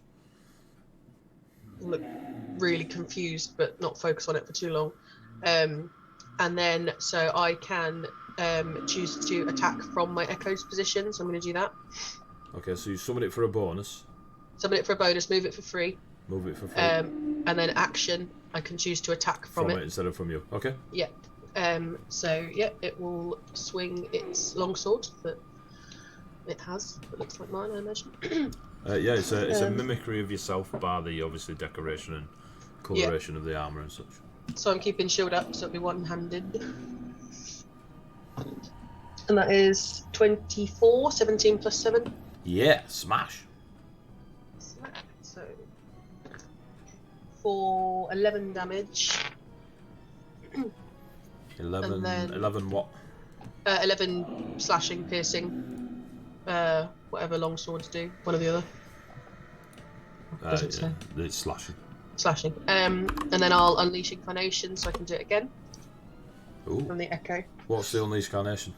Unleash Incarnation, you can heighten your Echo's Fury. Whenever you take the attack action, you can make one additional melee attack from your Echo's position. 3 times per long rest. Jesus. Mercer absolutely took the piss with this class, didn't he? I'm not optimising or anything. No, he did. He's already done it for you. That's a 22. No, 16 plus 7, 23. Yep. Smash away. For 13. Have I got a plus 5? Yeah, 13. Slashing again. Let's use that once. And then I wanted to check, so that's my movement, bonus action, action. So I picked up Sentinel when we got level 4. Does that work from my Echo's position or just mine in terms of opportunity attacks? Just mine, okay. Yeah, that would be a bit too broken. It might do later on, to be fair, I don't know. Had to try. Yeah. Huh? Yeah. 2 Sentinels. Yeah. No, that's me. You sure? That's action, bonus action, action. That's... Just need to check this out.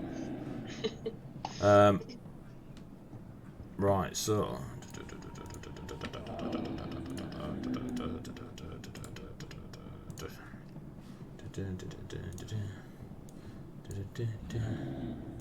What? Oh, copy me. It doesn't get an echo as well. You don't know. Right, so looking slightly different from the one here, pulling itself over the edge of the cliff and rocks, where you can see the curvature comes down into the cove, to the coved area, like the beached area. You see another one of these large lookalikes crawl out and pull itself up and kind of situate on those on the rocks overhead. Its jaw drops 10 feet open.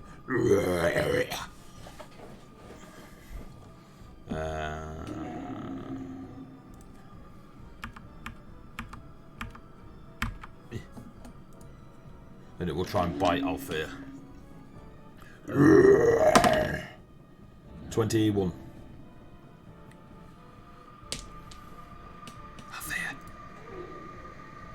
21. What does Shield of Faith do? When you cast it, it gives you a +2 to your AC. Oh, it's not shield. I'm getting it confused. Yeah. 19. Sorry, is my AC. That's brilliant. What's that magic spell do? I'm doing it now. Someone whispered my name, and I figured there was something that I'm forgetting. Alright, so it bites you with its AC.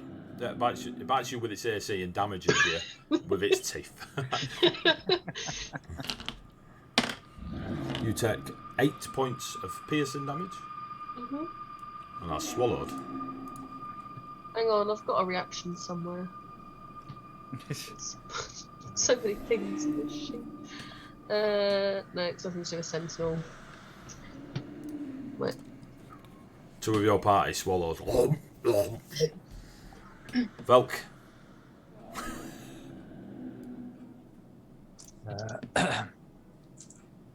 I am going to move.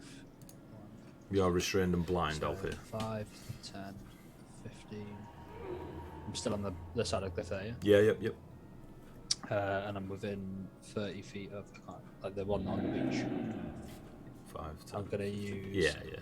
So I'm going to use Suggestion. So it's a wisdom saving throw, but the creature, it must be able to see... So it can see me, hear and understand me. So if I start speaking and it doesn't understand me... What language are you doing it in? This week. Common. Okay. Cool. So if it understands you, it does a save. If it don't understand you, nothing works. Like I'm guessing it just fails because it just says so. Suggest the course of action. It must understand. Yeah. Okay. So What's the magically save? influence a creature must be able to magically influence a creature that can see, hear, and understand you. So it's a wisdom save. It can see you. Wisdom save of 15. 15. So it's up to a sentence or two. So I will call out. The creature thinks I should regurgitate the creature that I have just swallowed, and then lay down next to her to protect her from the sea. It's a hell of a suggestion. Nat 20 minus 3, 17. But it definitely, as you spoke to it, like paid. You know what I mean? Like it understood that you were calling it, so you do know it understands common. Sound. Thank you, Bardic. Minus 3. So then, for my bonus action, I will. I'll use my bardic inspiration on Etheria, and I'll be like, Etheria, looking at swallowed friends, decides to leap into action. Cool. Is that Right. D6? Yeah, Has it not gone up at D4? Has it not gone up yet? 6. Cool. Raya. So your pink dot is your inspiration, Etheria. Raya, you are currently inside this creature. You are restrained and blinded. So what this means for yourself is blinded. Oh no. Oh shit. You can't see and automatically fail any ability check that requires sight. Don't worry about it. Attack rolls against the creature have advantage, and your attack rolls have disadvantage. You have no speed, and you can't benefit from any bonuses to speed. And then advantage, disadvantage, and you have disadvantage on dexterity saving throws. You are currently sat in a pool of acidic liquid that you can feel biting at your skin, but you don't take any damage just yet. Okay. Really weird question, but please bear with me. I'm all for it.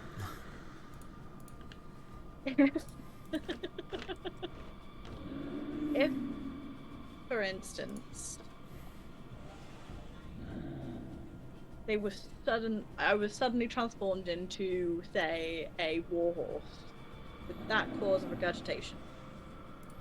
Depending on the creature that swallowed you, possibly. For example, Turning into a... Please continue. its mouth open 10 feet. So if you turned into and then swallowed you whole, and there's plenty of space in there, probably for a friend or two, just from where you're sloshing about in the acid. So depending on the size of the creature you turned into, it may be too big for it to maintain in there, but it also might have enough space for it. You're unsure, and you are blinded, so it's unsure to gauge the math. But definitely, if you were a creature too big for it to hold in its stomach, it'd have to spit you out. But you're unsure of what size creature may do that. Okay, right, this may be really stupid, but it also could work out in my favour.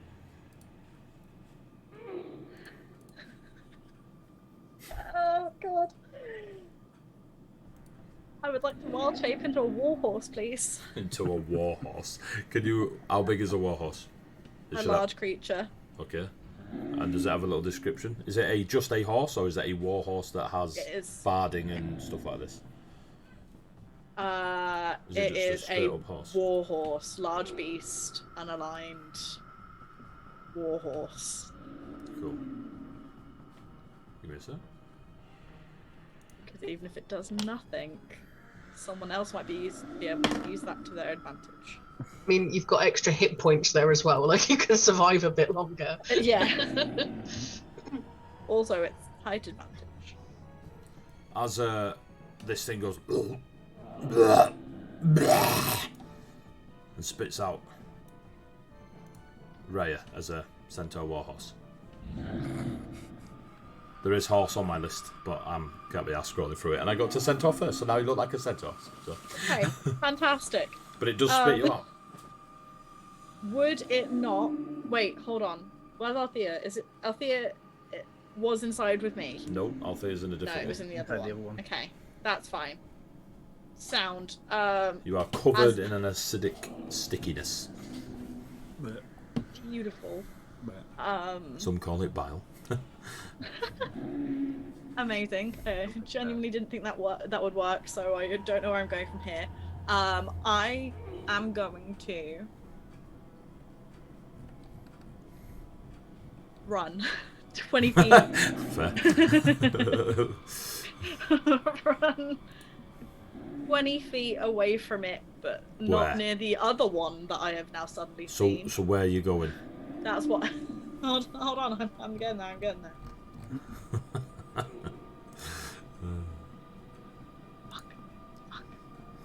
It's got to be a horse. Remember opportunity attacks as well.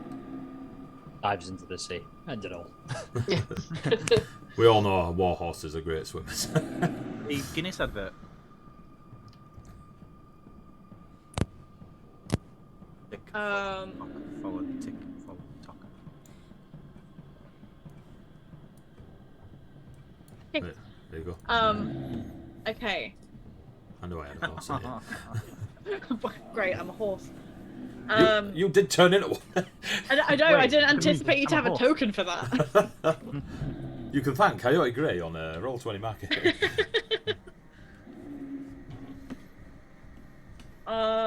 Ooh. How steep is that cliff edge? It's a cliff edge. Like It is it's not a hill or a slope, it's a cliff. So you know it's upwards rather than sloped. And you're a horse. How high up is that platform? What platform? Um, To your left? yes, exactly there. About 12 feet maybe. And you're a war horse. It is a large creature as well, lady. If you wanna, if that means you need Exactly. to enlarge the chibi or not. Jesus. I need to make the map bigger. It's at the low end of large.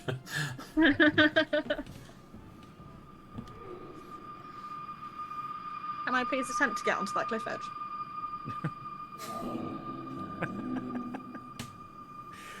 So I'm gonna need a couple of things here.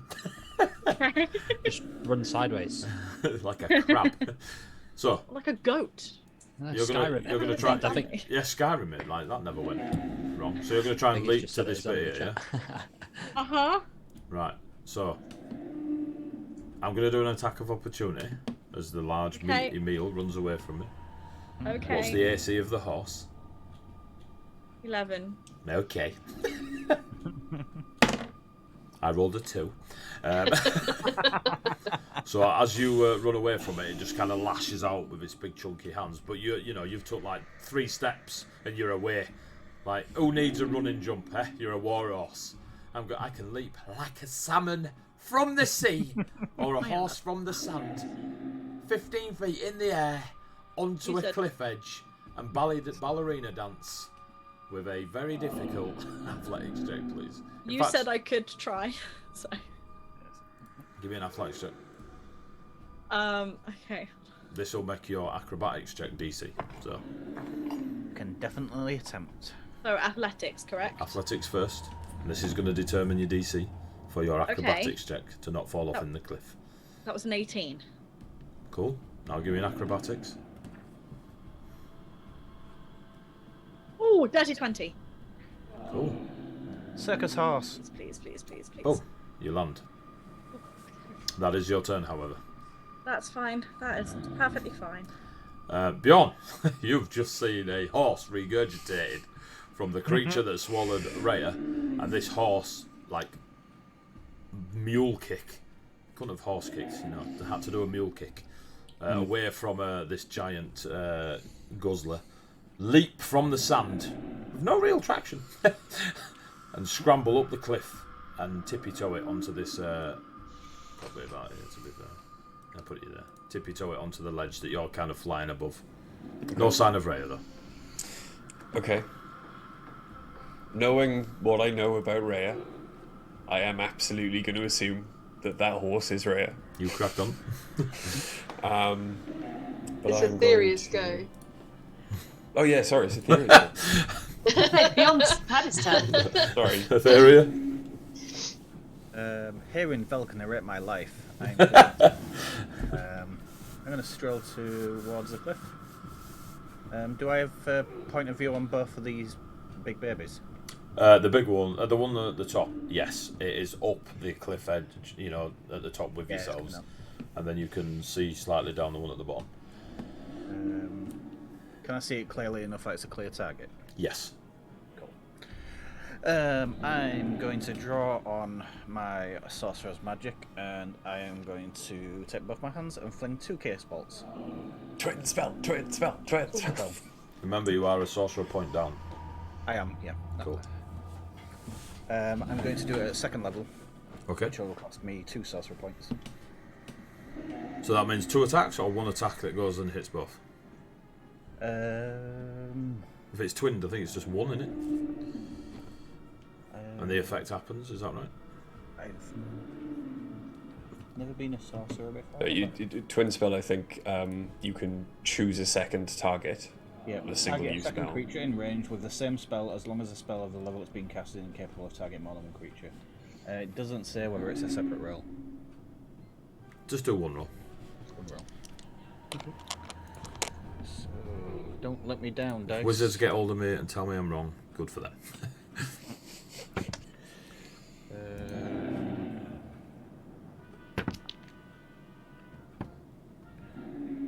Probably didn't need to use my inspiration, but I've used it now. They've used it, okay. Yeah. So that is a 24. Yeah, that definitely hits. So 2nd level, I'll get an extra d6.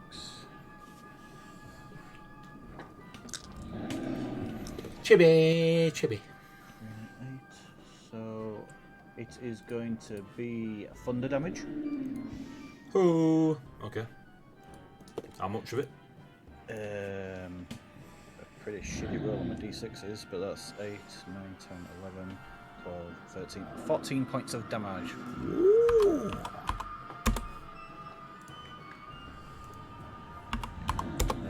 I fling out my chaos bolts. You see the sorcerer, 2 sorceress orbs kind of float in front of Etheria for a moment, as they then consume both, and 2 chaos bolts just erupt, 1 from each palm. 1 races off to this one, and 1 races off to this one. And you hear that as they hit both, and the belly wobbles to the thunder damage. And I blow on my fingers of one hand, and that's probably it. I don't think I've got a bonusy action. Round 2, if you've got no else left. Just checking my bonuses.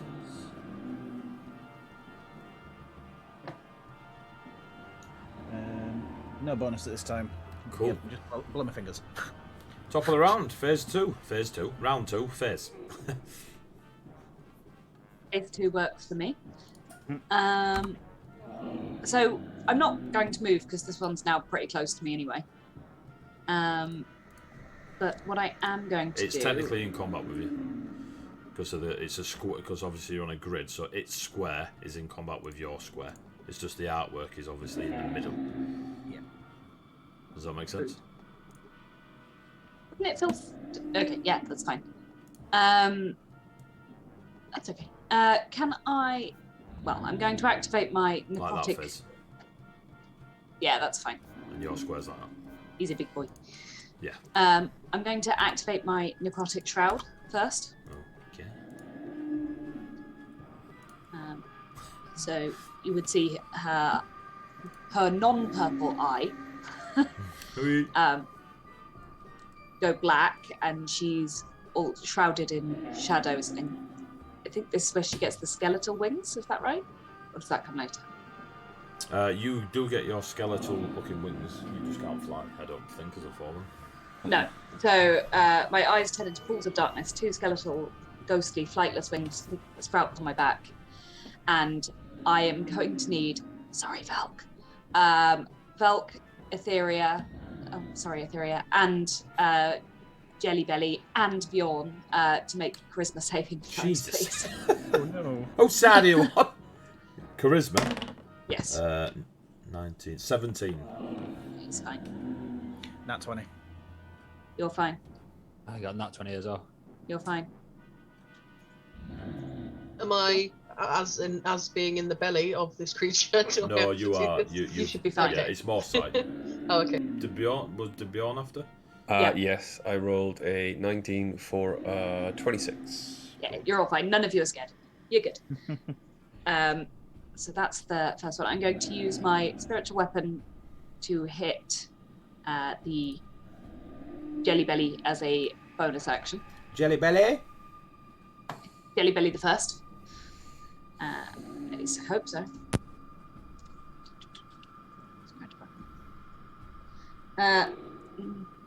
Maybe. 17. 17 does hit. No. Lost my D8. I know. 7 damage. Your hooded robe just whips on the back. Only a little bit. And that is it for this turn. Oh. Now Jelly Belly's turn. You're flying high. From where they're standing, they reach down into the robot and pick up the old man corpse. Open their mouth. Jesus. As it chews on it. Bjorn, mainly yourself as he was a little bit distracted, you see a couple of its wounds heal. They kind of fix and mend. Very minor though, very minor. Okay. Shit, alright. And then it slams a fist at the Echo. I don't actually know if your Echo has an AC, Althea. It does. Is it 11? No, it is not. It is higher than that. It just slams down it, and your Echo kind of mimics you thrashing around in a city. God, because that would have really messed up my plan on my turn if it had gone. Do you have to have your Echo in sight? No. Oh my God. You let me. I asked. Okay, I said, are you sure? I trusted somebody with nice hair, and I was lied to. I can teleport as well, so I'm out of here. On my turn. You can't. I can. I can swap places with my Echo as a bonus action. I don't have to see it. Oh, is that? I might have to. What does restrained do? I can do it as long as I am not incapacitated, which is different to restrained. Cool. I have a Focus fire it is. get out of Tommy free card.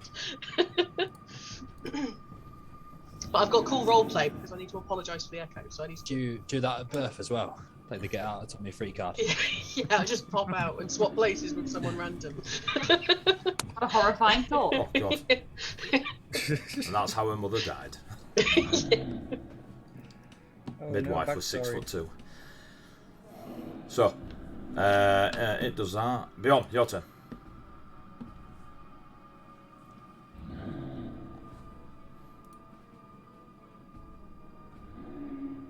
I'm going to move so I'm directly opposite the Echo. It's okay? What, so here? Yeah. And I am going to... How high in the sky are you? I go down as well, so I'm maybe only about 10 feet off the surface of the water. Yeah, cool. And I am going to raise my now glowing axe. Smile. You have earned vengeance. And I'm going to strike at it as hard as I can. Well, I'm glad you're doing it as hard as you can. In the position I'm in. Yeah, you do. Does your Echo give other people advantage?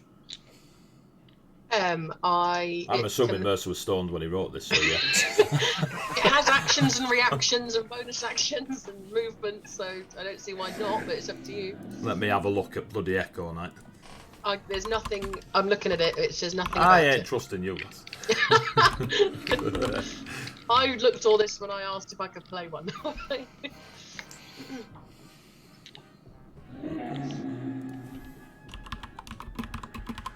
I can attack from it, and my last attack was from it, so it is a friendly, as it were. I can take opportunity attacks from its space.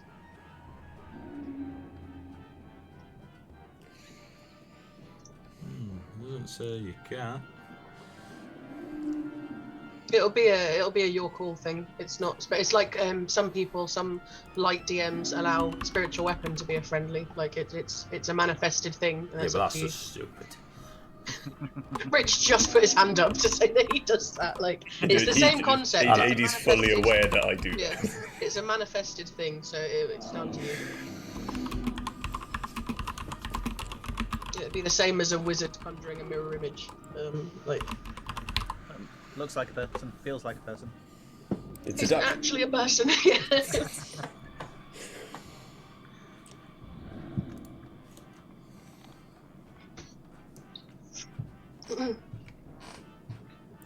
Matthew Mercer. Since the Echo is a feature and not an ally creature, technically it does not flank, so no. Get in, Mercer. Okay. You've redeemed yourself a little bit, and I might watch your next episode. Okay, cool. Let's attack. Can I use the reroll? Yes, No. it's ours to use. Yes, cool. Huh? I'm going to use a reroll because that was a 1. Net. Natural 20. 20. Yeah. Natural 20. For a 28 in total. Cool. To Smash, hit. smash. So two-handed. So hang on. So 2d10s. Radiant Soul. 2d6. Big himbo angel in the sky gets ragey. It's your psychic and your radiant. That's the one. So a couple of extra d6. The coin gives me 2 additional d4. And so d6 for the psychic. Blah, blah, blah, blah. Cool. Right. Blood dice. It's fun. Awesome. Ooh, nice. Okay. I need a wisdom saving throw as well from the creature. So that's 18. fuck. Okay. Not nice. So it's 10, 16, 22. 17. 22, 26. Actually, can't do math. Give me a sec. 29. 16. 29. One more. Any advances on 16?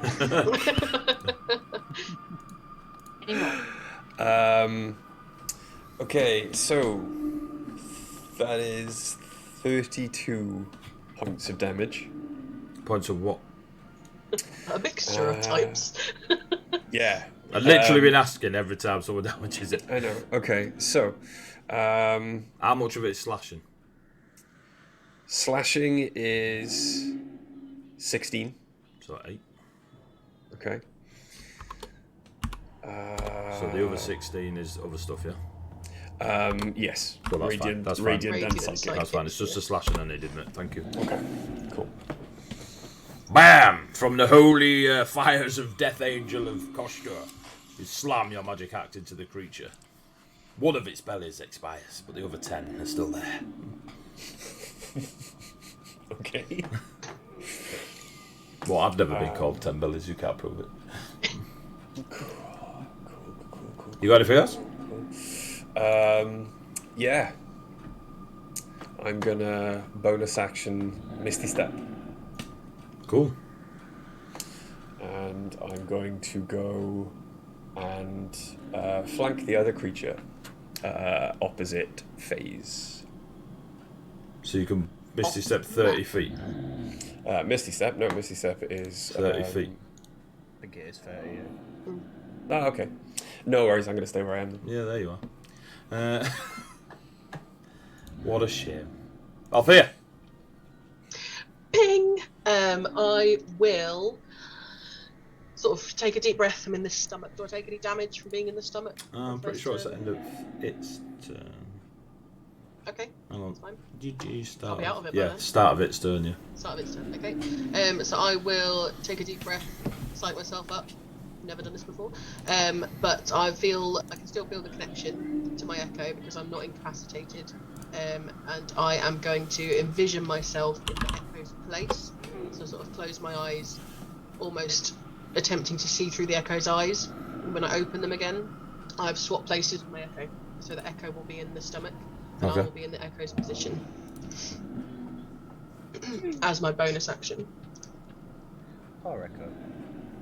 Yeah, that's why I'm like, I'm really sorry.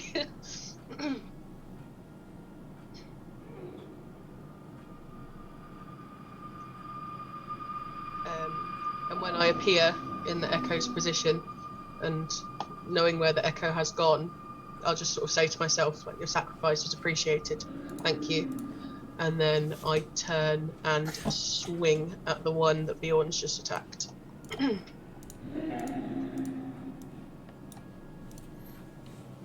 Cool. Advantaggio. Yes. Yeah.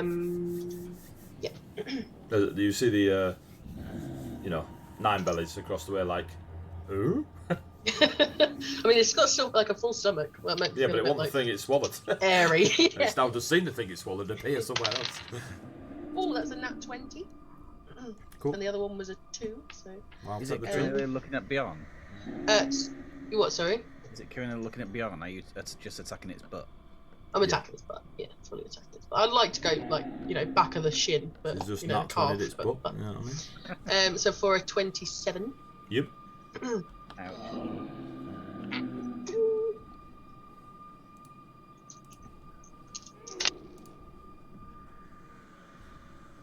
9, 14 slashing damage. I would like to action surge Oh, yeah. and attack it again. Smashy stabby. Advantage. That's a 17, 24. 17 Indeed you to do. 7. Indeed you do. 10 slashing damage. 10 slashy damage. So that's action, bonus action. Not going to move. Ooh. Will you out the acid? I am actually going to I'm going to unleash incarnation again and try and attack from the inside of the stomach as the echo, because I've taken the attack action, so I can unleash it again and attack with my echo. I know it'll be at disadvantage, but why not?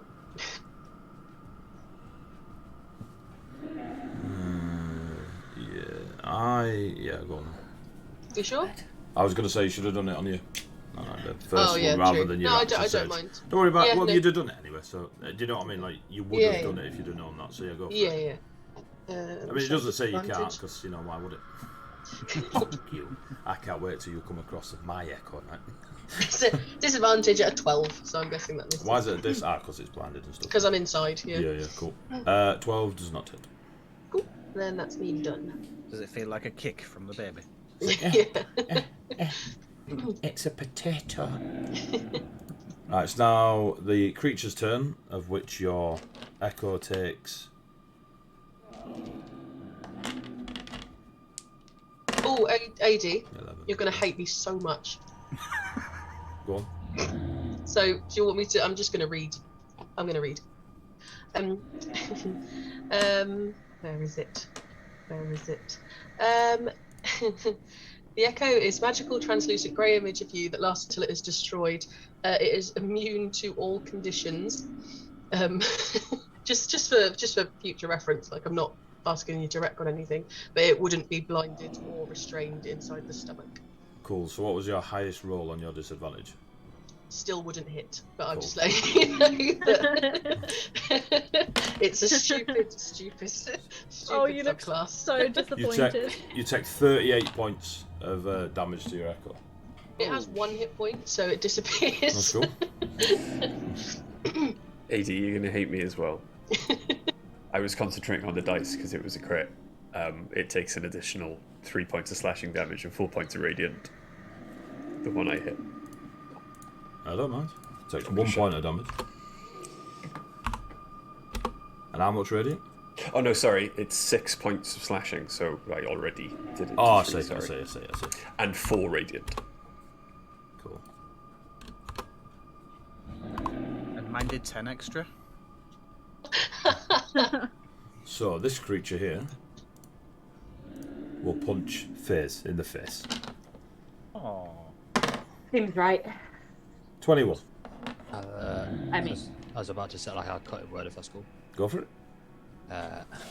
Somewhat distracted by the way this fight is going down. The creature swings wildly, and I'll use my cutting word. How many do you reduce it by? Might save your life, yeah? Oh, it's a 6. 21. So 15. Yeah. What's your AC? Is what, sorry? 18. 18. Cool. So as it slams down, Velk leaps up, spins a tail, and it kind of just focuses on him, smashes the ground next to you. And its second attack of 12 probably misses. Velk, it is your turn. I will.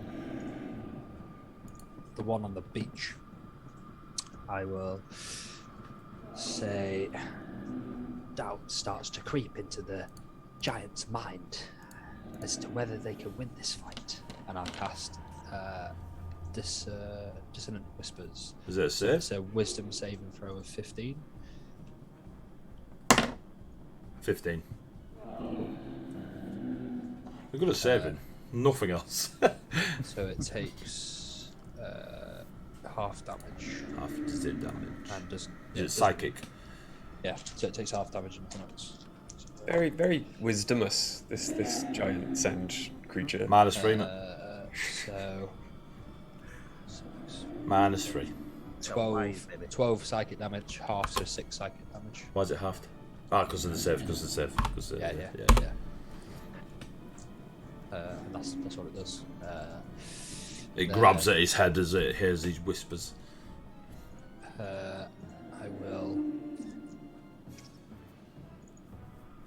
I'll leave it for now. Yeah. That's it. Warhorse. Give me an acrobatics check. In fact, give me a dexterity save. As your warhorse.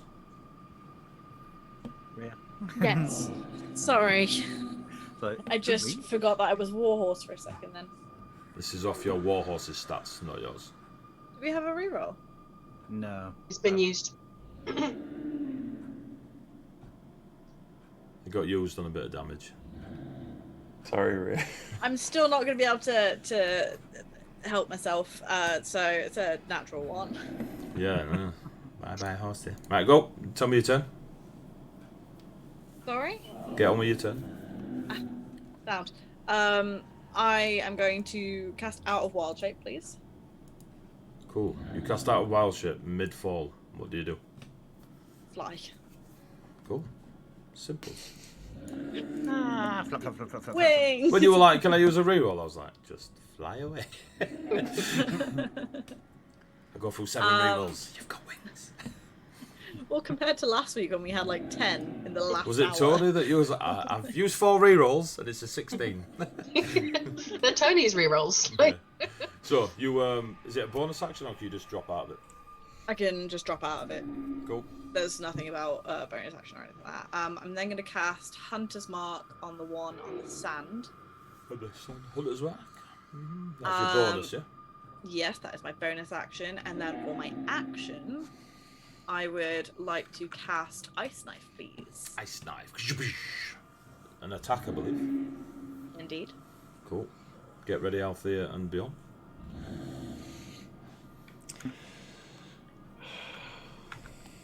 That'll be a 16 to hit. 16 hits. Woohoo! Creatures within 5 feet must succeed on a dexterity saving throw. So that'll be Althea and Beyond. Surely it depends what side of the creature she hits. Just in front of you, Beyond. Just me. No one else. Just me. Ooh. I don't think you attack any if you save anyway. Dexterity saving throw, yeah? Yeah. 16. Okay. 13. 13. You will unfortunately get hit. It's fine. I can take it. Don't worry. Yeah, I would say I don't think the splash is a lot of damage. Don't think it's gonna hurt that much. Okay, so you create a child. Hannah's like 48 as well. What? Yeah, 8d6. I think it's like 2d6 or something. So. Oh, wait, hold on. Wrong dice. There we go. So that's 8 points of piercing damage on the main creature. 16 points of piercing damage. And then. Raya, your ice knife goes straight through this creature and smashes on the rocks behind it. Okay. So do your damage for Althea and Beyond. As there is a large frosty round the cresting of the wound hole in this Mr. Flubberman.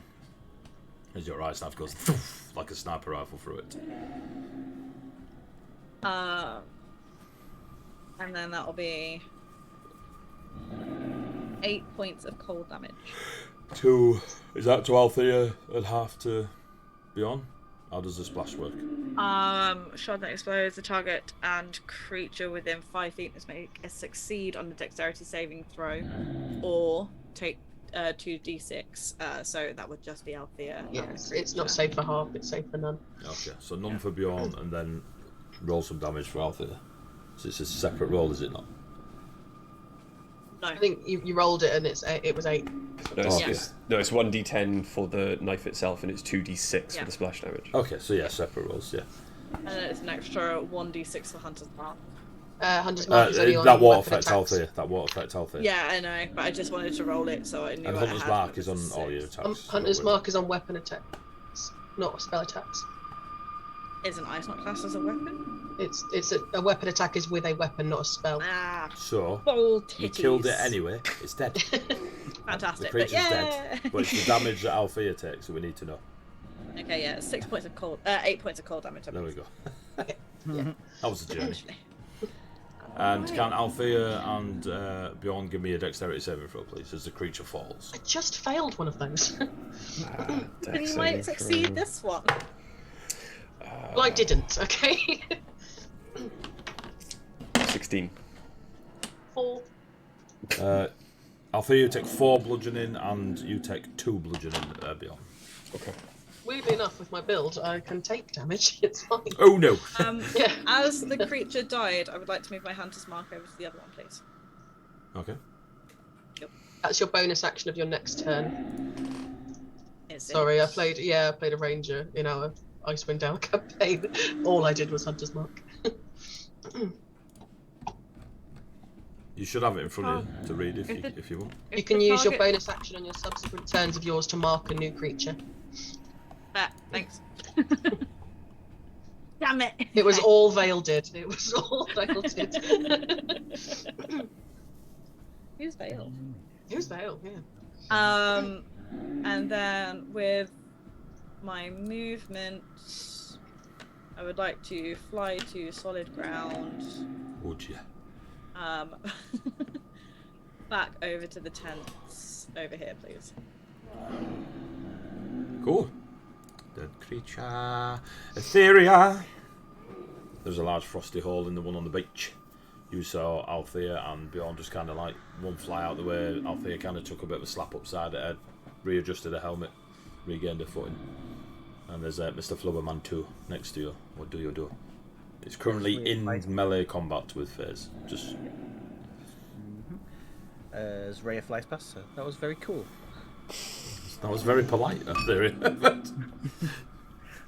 I am going to.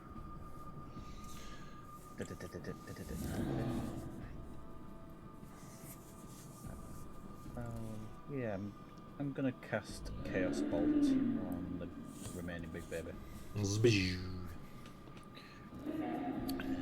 that dice because it's been nice to me. It wasn't nice to me. That's an 8. 8 does not hit, unfortunately, my Dragonborn friend. I shake off my hand.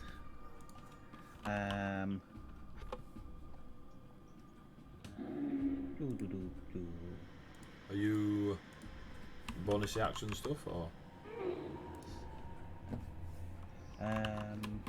As a bonus action, using my spell driver feat to cast another spell, I'm going to start drawing my sword, and I'm going to cast Shadow Blade as I pull it out. Shadow Blade. Okay. Round 3. Fizz. 12 seconds have passed, kids. Okay. I have the big baby still in front of me. The bigger baby. Don't know why we're calling them that, but yeah, he's there. I'm sure they'll be worse as the campaign goes. I am going to hit him with my warhammer with 2 hands. Yes. Yes. Smash. Big smash. That is a 20 to hit. Oof. 20 hits. So that is going to be. Why can't I find any dice today? What is happening? Hang on. Okay, that is 7 bludgeoning damage. And added 4 points of necrotic damage. Oh, for the shroudy stuff. For the shroud. Right. And I'm going to use a war priest feature. Ooh. To hit him again. Oh, with your bonus. Yes. Lovely jubbly. Smash. Now lost my d20. What is happening? Right. 19 to hit. 19 hits. Yay. That is a 12 bludgeoning damage. And how much? Oh shit! How much necrotic? None on. Does it not just go on your attacks? Or is that not how it works? Once on your turn. Oh, okay. Good call. Should have lied. Is that you done? Calling upon the Red Lady and hammer timing? Hammer time. Yes, that. Lovely. You're dead. Bjorn. You're dead, Bjorn. Yeah. I'm going to fly 30 feet towards the creature, but I'll be on its on its side, so map orientation 30 feet straight up.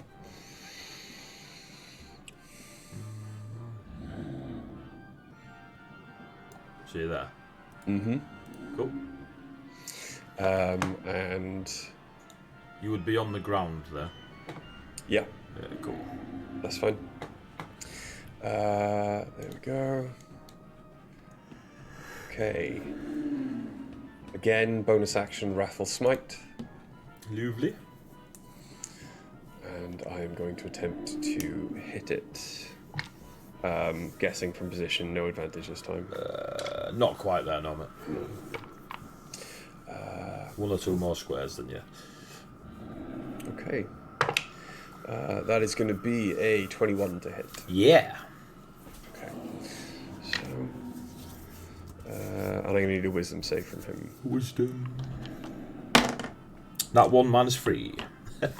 Nice. Okay, he is frightened of me. He is immune to frightened. Oh.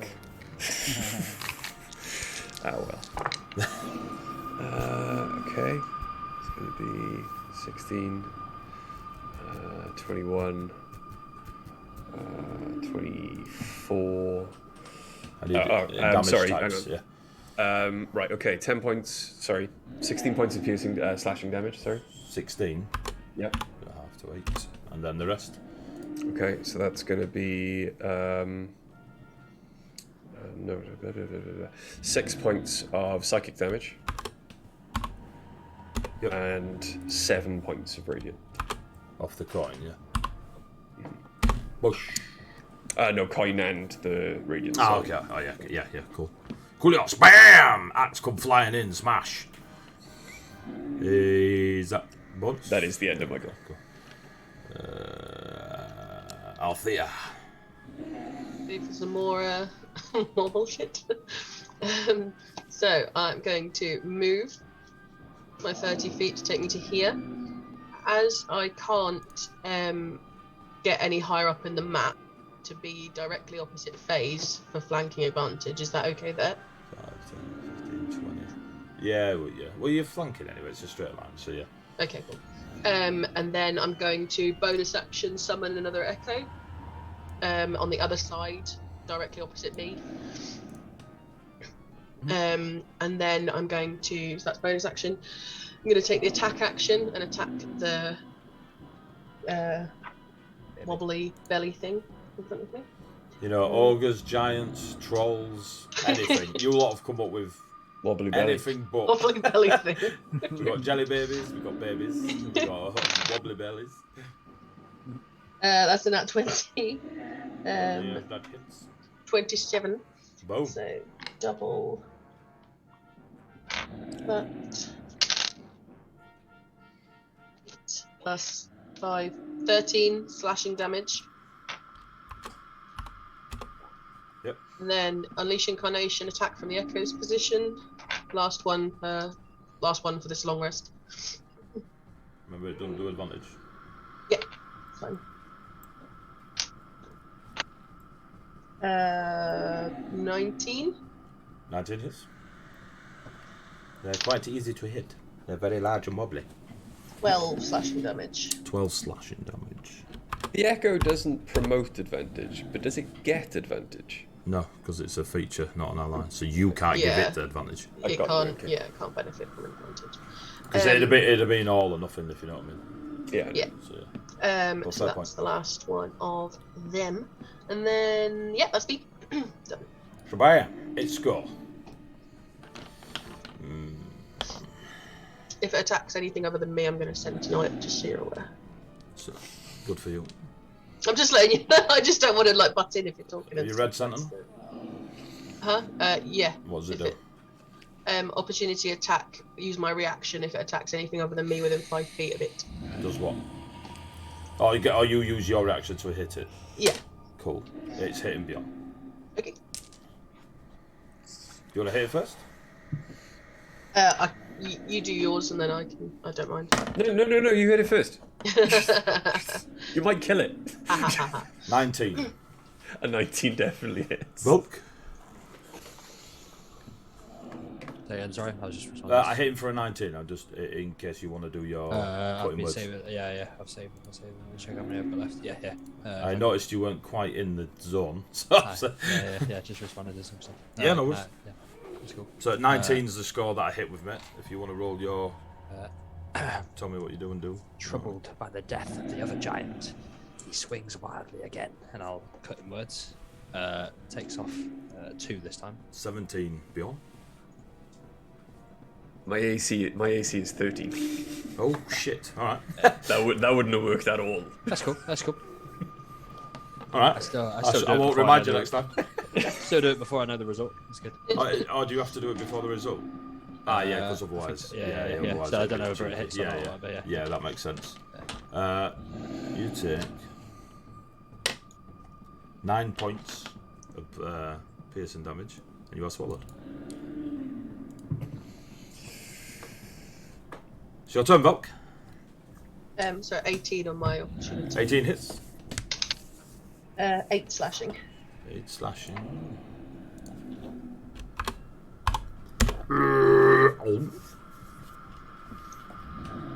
Your turn, Volk. Cool. So it's swallowed Bjorn. Aye. So I'll be shocked if it makes it to actually hurting beyond. I will once again use suggestion. I will say, looking at the situation, the giant thinks I must regurgitate their friend and then run. You can only suggest. How does suggestion work? Up to 2 sentences, as long as it sounds reasonable. Yeah. So you can suggest a course of action limited to a sentence or two, and magically influences the creature as long as they can see, understand you, etc. The suggestion must be worded in a manner that makes the course of action sound reasonable. Asking a creature to stab itself wouldn't, that sort of thing. Basically, it can't hurt itself. Target makes a wisdom saving throw. On a failed save, it pursues the course of action described to the best of its ability. Suggested course of action can continue for the entire duration, so up to 8 hours. If the suggested activity is complete in a shorter time, the spell ends. So I'll say that's 2 activities: the regurgitate and run, and assume that you want the regurgitation as priority, unless you tell me otherwise. Yeah, if you want to do it that way. Yeah. Yeah. Spits it back out, covered in bile. Anything else? Movement? Bonus? If you're nodding or shaking your head, I can't see you because I'm on roll 20. I said that's me done. Right, cool. Yeah. Rhea.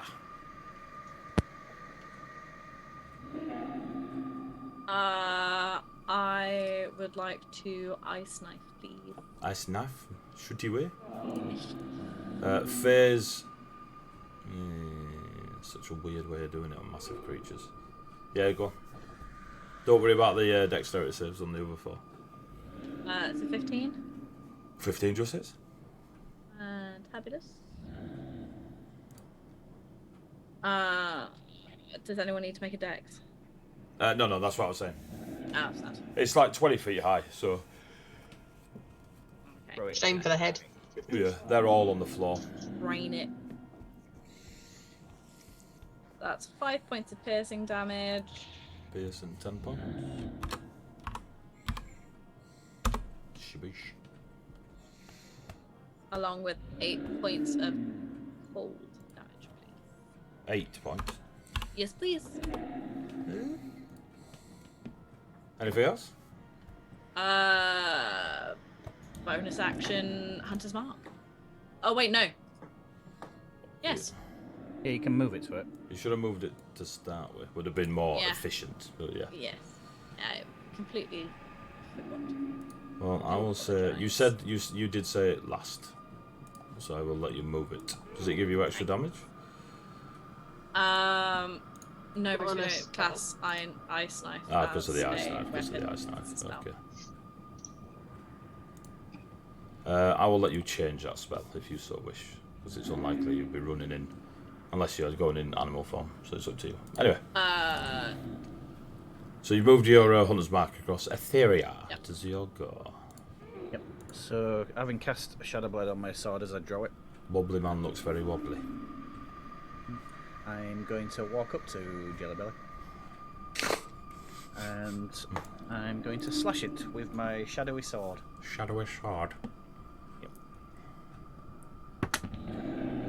And that will be...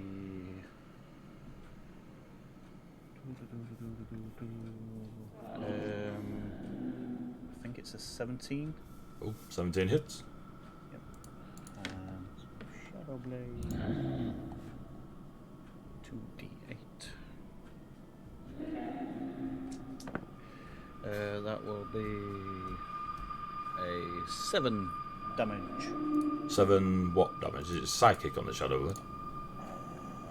Yes, psychic. 7? Psychic damage. Fuck's sake.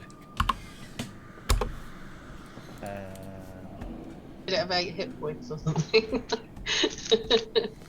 When you watch the stream, you'll be able to see. A finesse light weapon. Can I use that one-handed? Would I be able to take a second hit with my wakizashi blade? Does Do it you have say? offhand fighting? No, anyone can offhand fight. I think. Oh, right. I think. It should say in your actions. Yeah, It should say in your people bonus who actions. get off hand fighting add their points to it. If like you get dual weapon fighting. Yeah, so everyone gets. Oh, it, so you don't but get your it's- proficiency yeah, bonus. Everyone gets it, but you're You're not a little proficient. thing. So you can swing anyway. To be fair, Ethereal, with your offhand, you just don't. Is it to hit you don't get, but you do to damage? So you You don't add the ability modifier to damage. to damage. Alright, so it's a normal swing, as if you're proficient with it. Yeah, so I've got +3 on it. Cool. So yep. So draw my wakizashi and slash. Slash away. 21. Jesus. Well, you're better with your Wakasashi than your summon Shadow Blade. Yeah, that hits. Assuming you can't roll lower than a 1, how would you care to dispatch this monster? So yeah, as my shadow blade goes up, I'll take it across the jelly belly and as far up as I can reach, and with the other one, I'll come straight across its thigh and just dig as deep as I can. Oh, Because I'm not very Oh, tall. you're taking out the finger. Cool, I like it. So hopefully hit some arterial. Yep, you definitely hit arterial. As this creature spins in agony and crumples to the ground, the angle at which Etheria did it, it doesn't affect any of you for this is the lovely finisher move. Where is my music?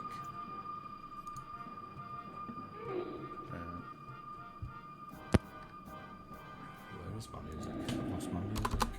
Yeah, you're out of combat. I'll twist both my blades and flick the blood off, and then resheath them. Obviously. Come on, water. Nope.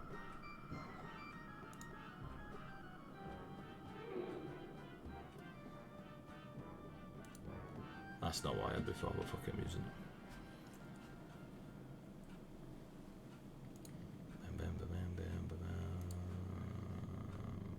Boom. There we go. Out roll 20. Actually, we can't see itself. Can't you? Should be able to. Ah, cool. So yeah, 2 large, massive jelly bellies dead on the floor. Is everyone okay? I'm going to turn around and look at you as the black starts to fade away and go, pretty good. Are you not inside the belly, Bjorn?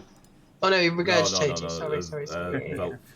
Yeah. I remember. As my eyes kind of fade as well, we're like, oh, we're like opposite. Huh? The energy is opposite. Mine is bright, yours is dark.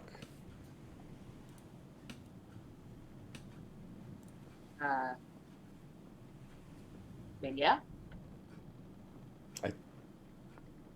Say it like I see it, I suppose.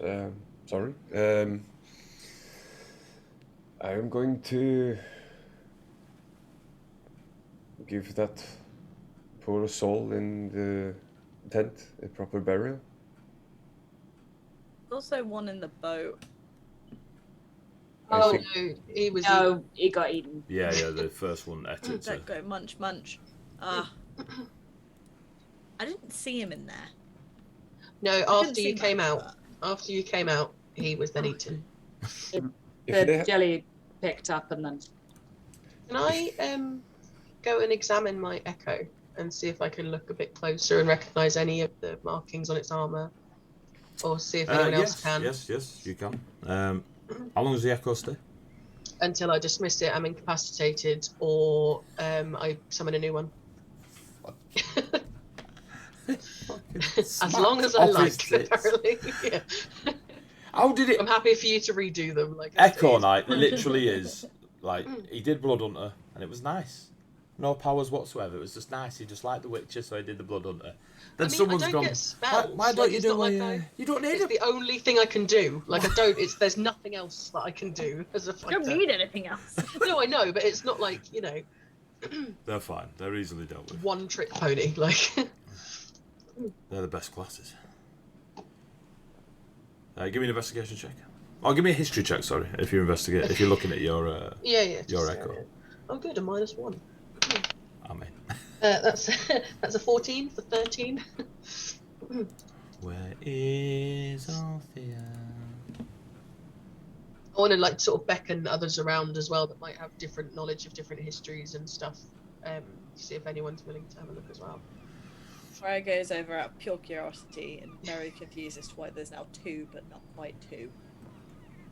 Oh yeah, this is like a blonde, completely different like. The constellation on the warrior's helmet and armor is of the swan. So you know one of the 12 is the swan, and the constellation artwork is the swan constellation. Fucking echoes. Why did I write so many of these? Damn you for being prepared. Yeah. The long blonde hair and the features you see beneath the helmet. You're unsure of what particular flavour of lineage, but they do remind you of a picture that you saw as a child. Maybe some artwork, done for someone, like a portrait of someone in armour. But seeing someone in the Taurian armour is not shocking to you, but the swan constellation and the long blonde hair and just the way they're standing facing you now with longsword and shield in hand, it is just reminiscent of a portrait that you saw as a child, but you can't quite picture it. But the swan is the main thing that rings in your mind. What are you doing, Rhea? Did you come over and have a look? Yeah? Cool. Give me a history.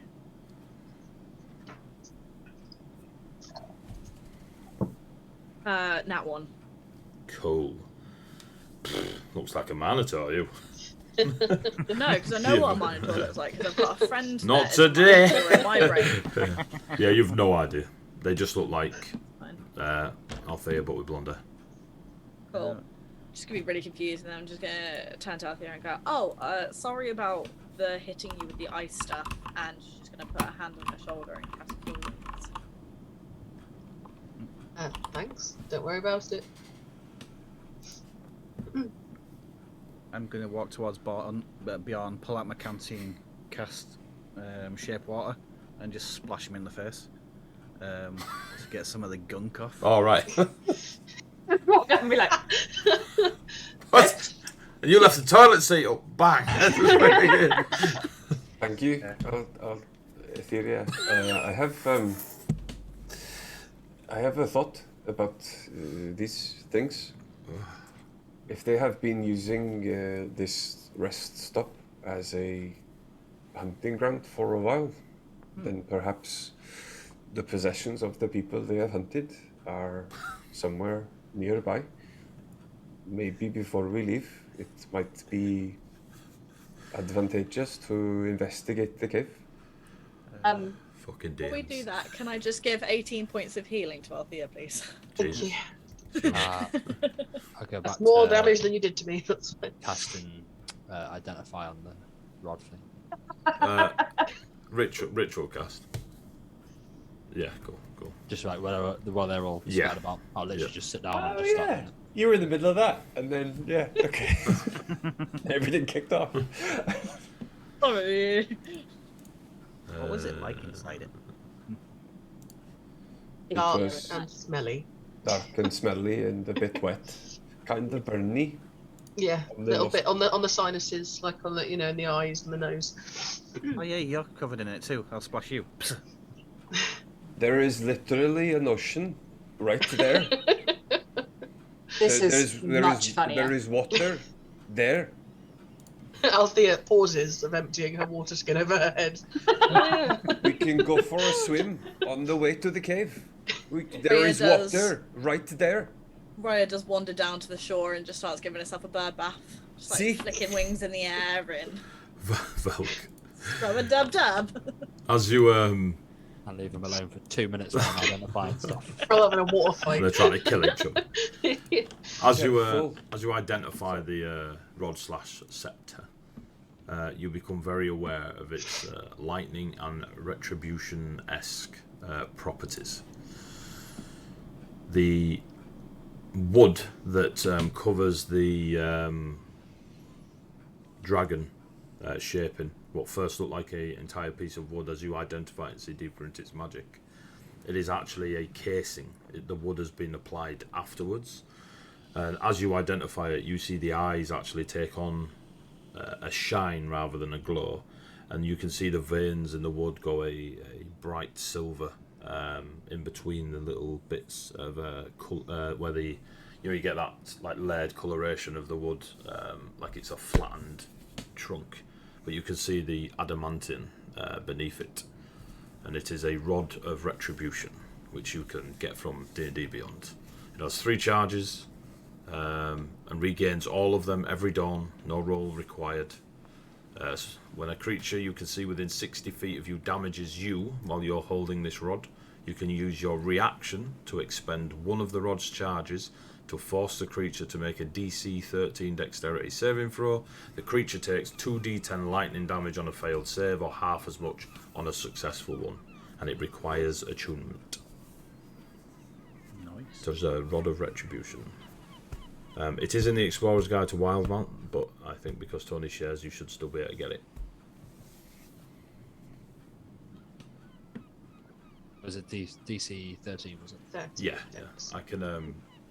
I've got the stats. Oh, cool. So yeah. Can I, after sort of looking at my echo, I'm just going to say sort of thank you and dismiss it. Then, as you're thanking them, they drop their shield a little bit, put sword to chest, nod, and disappear.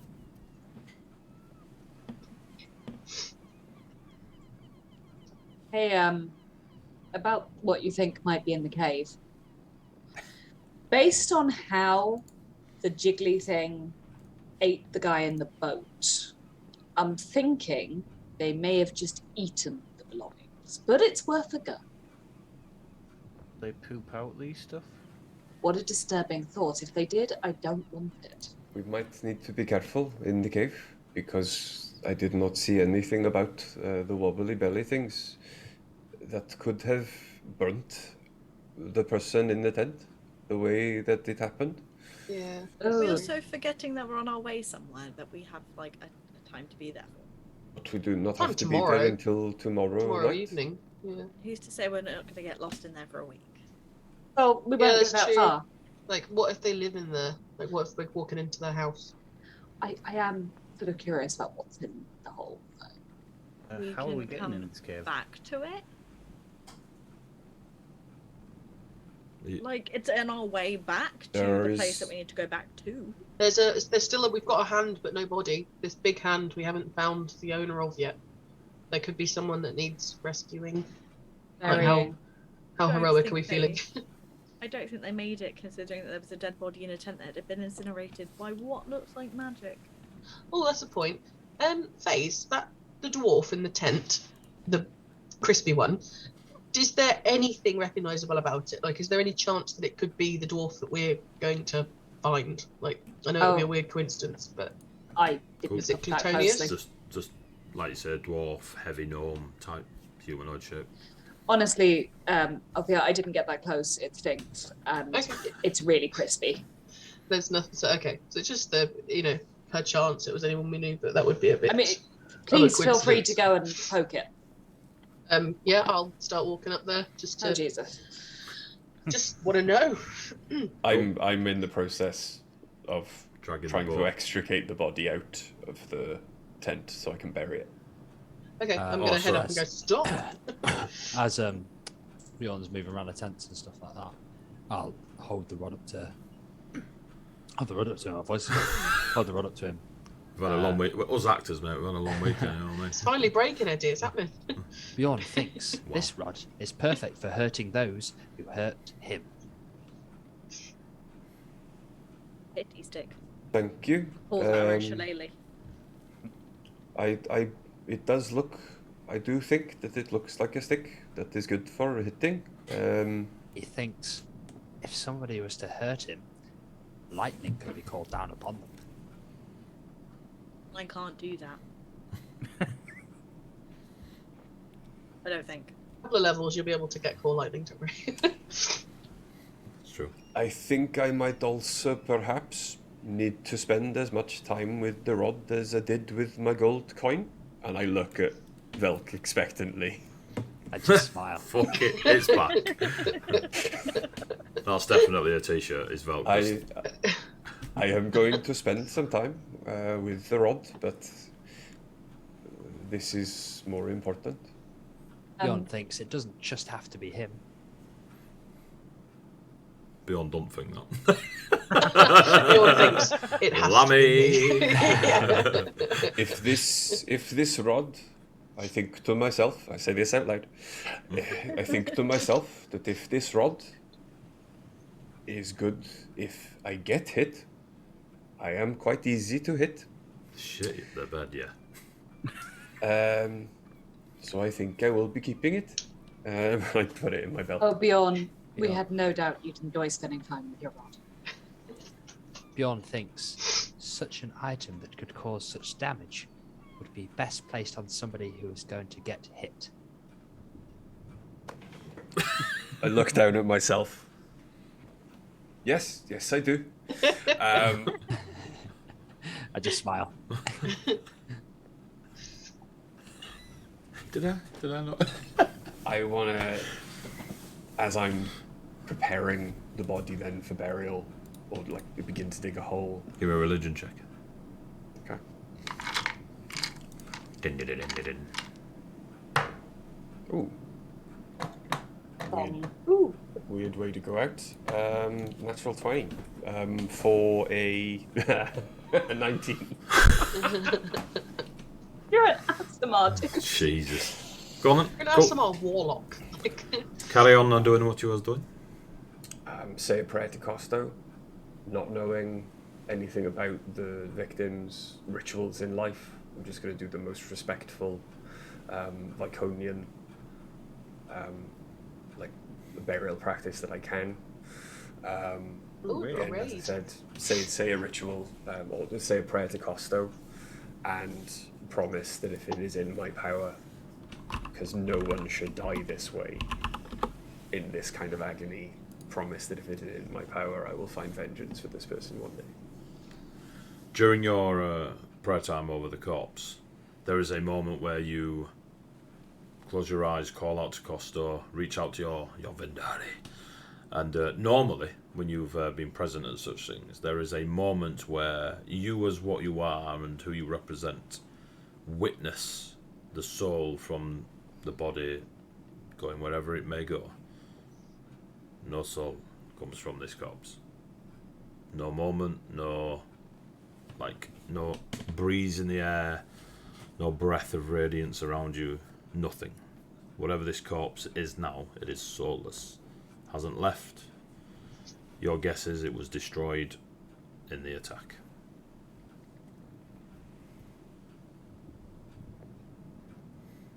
Bjorn, you have a weird expression on your face.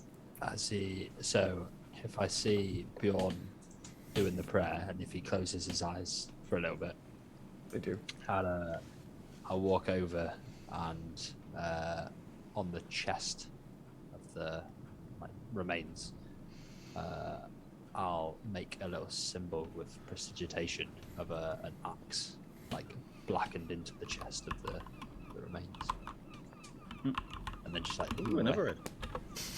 Jesus. Oh, The 15 Well, people give just me a as we're religion. about to finish.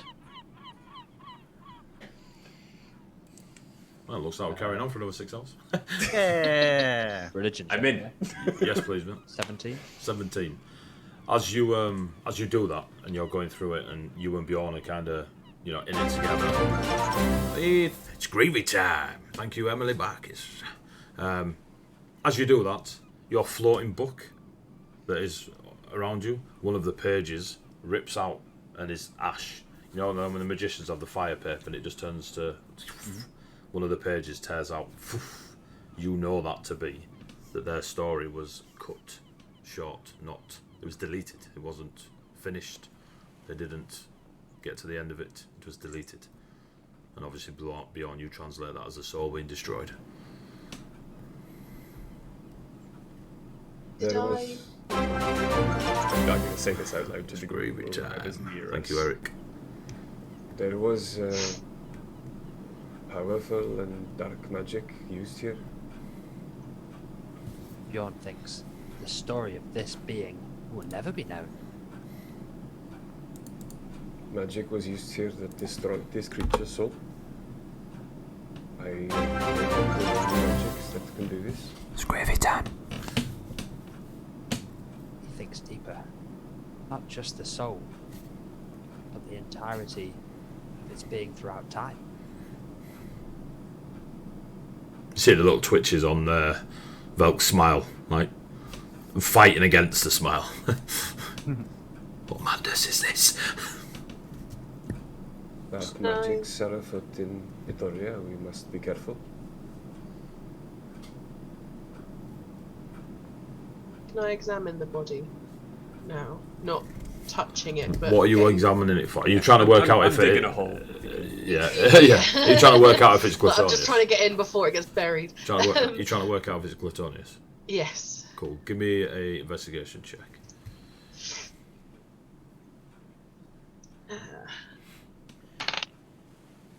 16, 17 minus 1. You're very confident it isn't Gluttonius. And it appears to be more half dwarf, half gnome. Okay. I'll say to the group, pretty sure it's not the dwarf that we're... Which is not the dwarf you're looking for. Althea thinks It is. even if it was, and the being's story has been severed from time, we would never know. This is So- true. If we still know of Gluttonius, then it can't be. Althea's trying to work that in her head. She's like, I still know Gluttonius, so this definitely isn't Gluttonius because that would have gone from my memory. Is that right? I just smile. Smile means yes. So while the funeral's happening, what is the theory of Fairs and Raya? Fairs, you got your hand up, what are you doing? I was going to say, for the record, I no longer think we should go in the cave. I think we should go. Quite like resisting Beyond from, space. On that bombshell. Theory, yourself? I have wandered down to the beach and Into the No, cave. the fucking no. having a mojito. Right. yeah, I'm sat on the beach and I'm just thinking. I'm thinking on my sword magic and what my shadow blade helps do and all that kind of stuff. And yeah, just chilling. Okay. Raya, you can fly. What do you do? Not that I'm, throwing hints out. Don't forget your wings. I think We should go in the I'm cave. gonna try and fly up in the air. You and, succeed. I'm a little bit worried after those. Well, as gentlemen. in fly for a bit of a look around. Yeah. Okay. As Fly. But just make sure Give me a there's nothing perception else check when you lurking. get up there. so are you how close is Raya to? You're kind of around the same area. Like it should be Well, within yeah. range for you to do magic. Do you if are that's you what you're doing. letting are you literally just pushing off? Or are you saying I'm gonna have a fly around, like go and check stuff? Nah, just pushing off, just having a fly around, just making sure there's. You can keep your magic, nothing but untoward. Raya wouldn't tell anyone. Yeah, of course. give me a Why perception does check. Raya Mel. care? Perception. Yeah, because this is obviously happening while you and Bjorn and Althea are having your conversation. 18 plus. Oh yeah, cool. You notice that Raya is about to push off. Like she does the whole Neo crouch. In my head, I'm like, if she's pushing off, she's definitely going somewhere. So Probably up. I will shuffle over just as she's doing it, and I'll just kind of rest my hand on her. Sneak attack. Bam! It was me all along. I will say, Raya thinks if she's going scouting, she needs to be unseen, and I'll cast invisibility on her. Raya, you have a melt. You freak out. You can't see your hand. Do you want to know? Panic Even attack. Even better. I just rolled a nat 20, so that takes it to 26 on my perception, please. So while you invisibly fly into the air, you get attacked. I bet you wish you kept that visibility. So you look out across and you look north easterly along the coast, and you can see in the distance the shape of a town, most likely to be Clay where you're going. Northwest, you can see the forest. It is vast, and you are a forest creature, so you're aware just from flying above the trees and seeing in comparison.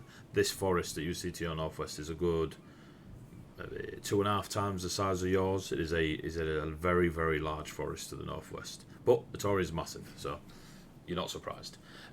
Straight east out to sea from where you are, you see 2 3-mast galley ships. Their sails are of a blue colour. You can't see there's clearly an image or a picture or something on the sails, but you can't see it. But the entire sails are blue, every one of them on each of the 3 masts. And they're a good distance out to sea. Probably take them a few hours to get to where you were if they were sailing towards you, but they're just out at sea. Whether they're moving or not, you don't know. Flat Earth and all that, you know what I mean? And that's what you see on your perception check. So, go on, Bill. You took a deep breath. Fizz, I understand your concerns about the cave and what it might contain, considering what has happened to this poor creature. Yes. Vengeance has been earned in their name, even if it is a name we might never know. I will catch you up if you choose to leave me here, but I am going in that cave. Then I'm going in the cave. Cheeky bit of emotional blackmail. Vengeance says I must get the Yeah, my Costos' ancestor is domain of telling me- Lammy. Come on, Yeah, best I need excuse. the shiny things. So how are you getting in the cave, Thank Bjorn? you, Fizz. Swan dive? Wings. I was actually going to be a bit more cautious this time, Really? but I was Really? yeah. After that last I'm gonna- sentence, I'm we can gonna- rewind I'm- if you want, mate. I'm Like, going to bury the body. but the body's buried. By the Cool. time all these have happened, this conversation and the flying them around and stuff. For no reason whatsoever, or especially any reason that's to do with a class-specific feature of mine, I'm probably going to suggest we have a short rest. We're going to sit on the beach for an hour before we go in the cave. Arguing about when we're going to go in the cave. It's I know. lunchtime. We haven't broken for a rest yet. It's lunchtime. It's true. And it was about lunchtime when we arrived at the camp, It's and then true. we got If we're attacked. short resting, I'm second winding. we Not go. second winding. Is it second wind? Hit Yeah. dice. No. Second one's a bonus What's action, it? and then What's you've the got other hit one? dice. And then I'm going to probably go along the beach and the rocks to try and get into the cave instead of just dive into the water. Why is swimming so scary to you? What? I'm Because I'm going to... wearing heavy armour. Yeah. You I'm probably gonna try- swam for hours to become as fit and strong as you are. I also, because of session 0, have fear of developed a water. slight fear of water. That is true. Whose fault is that? I I drowned in didn't- session 0. I didn't roll any dice, mate. Actually. But You no, just I'm. recovered from that. As I the, think we should go along the. I think we should go along the beach. It might be safer if we are a bit more cautious. as the party is discussing, they suddenly remember Rhea is invisible for about an hour and can fly. Why doesn't Just go Rhea and then... tell us what's in there, Rhea. Just go. I just smile.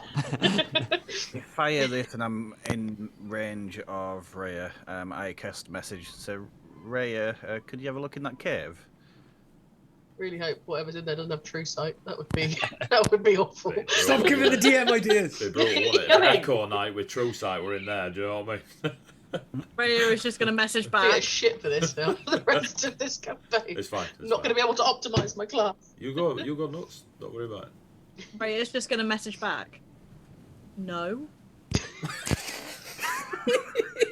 I love how you Ain't even going doing in no like. cave. I love you doing the like phone thing as well. No.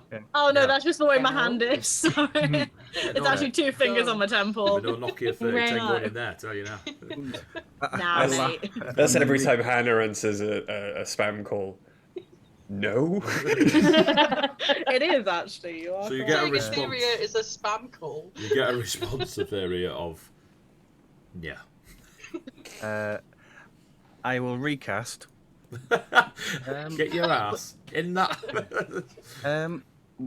whilst you're invisible and very sneaky, if you just Why are you stick your doing head in, I don't know. That's how I cast it from now on. This is how we have to reply. We've moved on from There's ponchos now. Not a chance you lot saved this world, I tell you right now. It's Nokia messaging. Mel, we're so sorry if you're I'm still level here. 33 on Snake. Oh, great. So I cast and send, please could you just go stick your head in? Don't go in far at all, but just see what you can see whilst you're invisible and Words are gone. with your Words are wings. gone. Your words are gone. Yeah. Oh, it's unlimited his message. Is it? Why don't more Yeah, people use it? Sending is 25. Oh, well, sending's the one that messages- goes everywhere, isn't it? A message is local. Okay. Yeah. I understand. As you go, when you have credit and stuff. Mhm. Rhea doesn't No. reply. She just rolls her eyes and just You swings gonna fly into the down cave? to go and have a look what is in that cabin. The Cool. biggest, most dramatic eye roll she's ever done in her life, and no one can sees see it. No one can see it. I don't know. I did a pretty good eye roll as a dog. You did. So, you did. As you were... But that's because you were a Disney princess. When you were... Was no. Are you flying into the cave or to the mouth of the cave? The cave is massive and far big enough to maybe it's... You could probably get a To small house a ship. jelly belly. You could probably get a small ship in through this cave mouth. Give me a ship. perception check from where you are. I'll probably get a Oh, giant it's nowhere crocodile. going to be near as good as what I rolled previously. That'll be a 11. From where you're like kind of hovering above the water beneath your feet is pretty clear. You can see it's super deep. The cave itself again could home a ship, a small ship, and from where you're standing looking in, it just looks like a large cave mouth. That you're in a large cave mouth and it goes into a large cave. There doesn't seem to be tunnels. There doesn't seem to be demons flying out of it. It just looks like a large cave. Oh, wandering 30 feet. Cool. As you wander in, you now get that it is. You've got dark vision, haven't you? Yes. Yeah. Dark fae with no dark vision. Yeah, you can see that there are no tunnels and the backs of these walls or anything. It is just a cave. From the looks of it, it's where a ship would probably be put if there was a storm going on. Then park it in garage, as it were, to keep it out of the way. There is some smaller like breakouts of rock from the cave wall, creating little platforms where people could kind of chill out and sit and stuff. It's more natural. It's not been, they've not made it that way, but you could take advantage of, again, protecting yourself from the environment. So I can see the back of this cave, correct? Yeah, and there are some like real old roll-out mats that folk would sit on, just like chunks of leather, just strips of leather pelting that's just put down on the side that they could just sit on. There is old bed rolls and blankets and such that are just kind of cast aside that anyone like hermits could come along and use. Maybe the old fishermen popped in here every now and then, but do you have a look about the place or do you leave? Just leave. Okay. It's a cave. While she's doing that as well, like if we got a bit of time while she's scouting about, I'll try and grab Faye's like on the sly, and just like lean in, like whispering On away. the sly. I glance at Valk skeptically.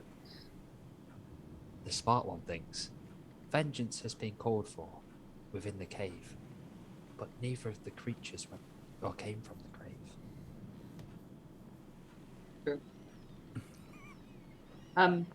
Bjorn? This one's for you. Call her waiting. Yes, Fizz? Hi. The two creatures didn't come from the cave. One came from the sand and one vaulted over that bit of shrubbery. I mean, I'm not saying there's nothing in the cave. I don't think the cave is the place. I think something else happened here. Mushroom cloud. That is probably true. But when the bear hunts, it does so from the surrounding area. When it sleeps, it will go back to its lair. I thought perhaps the cave could have been the lair of these creatures. If it is not, then I will look elsewhere. Okay. But we may have to put it on the back burner for a little bit. We It's shall at this see. point, Raya returns. Still invisible, but you hear the flapping, the soft flapping of wings. You know you're still dripping stomach acid. Oh god, Thank you, Raya. she's got the shits. No, I'm not. I had a bath. Thank you very much. Oh, it's water. Sorry. Raya just kind of flicks a wing at face. From out of nowhere. I get rusty. Nothing in there. Did not look as if the creatures lived there. No. Humans might have been there at one point, but not for a real long time. Oh, thank you for checking. Told you it was empty. Can we leave now? We should rest first, I think. But it smells. There's a lot of dead things. Can't we just go a There's little two bit into very the woods? large flubber bellies. Just dead next to you, not you Oh know. my god. Has anyone seen what happens to a whale when it's left on the beach? Weirdly, no. Face? Yes. Raya, in her invisibility, her eyes widen and she flaps the fuck out. It takes You time, hear- Raya. It's You hear nothing but flaps of wing. As we leave, then I'm gonna check the bodies just to see if they've got anything on them. You sure you're not playing a rogue? Can't let it Would go, you can like you, Bill? to- Can't let it go. Would you like to multi-class, Bjorn? No, I genuinely want to see if they've Give got me an anything investigation check. Don't forget to check under their cloths, Bjorn. Check their tin. That's where all the flubber bellies lose their... on them. Investigation. This is a lull on the beach. Okay, is a 19. 19?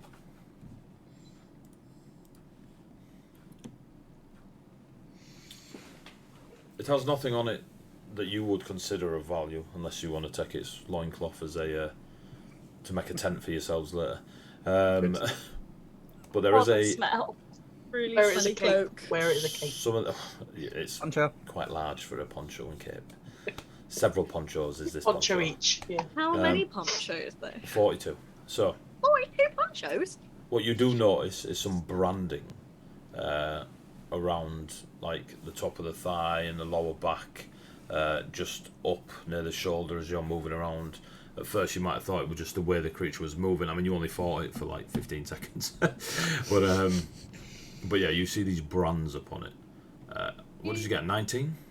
Yeah. Yeah, there are 7 brands.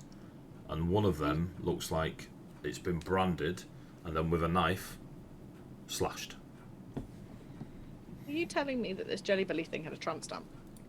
Yeah, that's 7 of them. The tattoo. Yeah. You've just left Shagaloof. What do you think? Can I go to check the other one for similar branding? You can. Give me an investigation check with advantage. With advantage? Oh, Yeah. thank you. That was a 4. The second one was a 16. Similar. 7 brands. One of them slashed with a knife after post brand. I mean, like seared in brand, not tattoo brand. Yeah.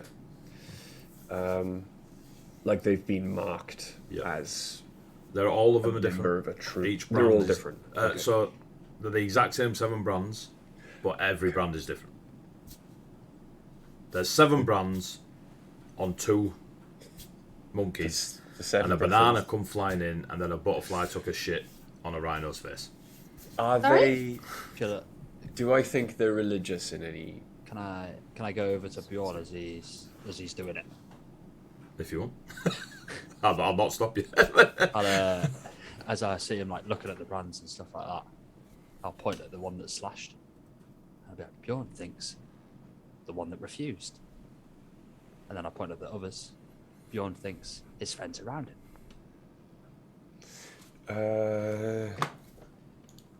What were they? Yes, the 6, and the one that refused, like the statue in the mushroom cave, and the I'll stop pointing at the 6 brands. I'll be like, Bjorn thinks Bjorn Rhea, Althea, FaZe, Etheria, Remy. Who? The one that's high level, then you're just putting it out there. And a better comp. Not anymore, he ain't. You don't know. He's an alchemist, man. You've got to have some strong shit. Yeah. I've got, between us,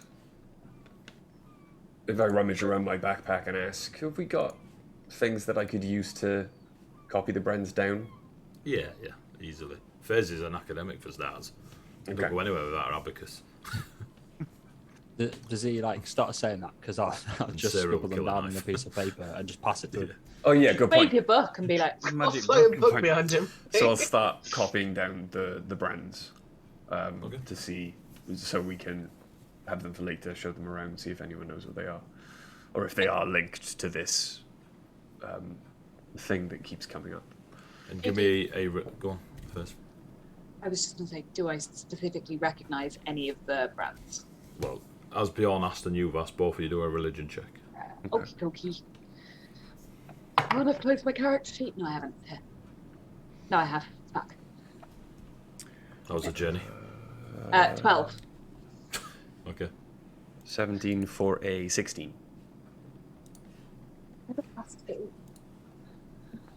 FaZe, they appear to be of a religious nature. The way they're positioned, they're positioned on the exact same places on both creatures. The scarification of one of them is the same one on both creatures, and the same scarring. Like the same cuts have been made. To you, that is ritualistic in religious practices. So, from a religious perspective, quite possibly. Bjorn, it's more of a cementing that again, and with what Velk suggested, it rings true, or at least rings pretty, believable that between just, the odd look that you and FaZe share, that these are religious markings, very deliberate, very much for a reason, and definitely match the last couple of the 6 and the 1 bullshit you've been hearing for the last few days. Okay. Bullshit is exactly how I describe it to myself in my head. I'm there, man. I'm there, man. Yeah, man. Yeah.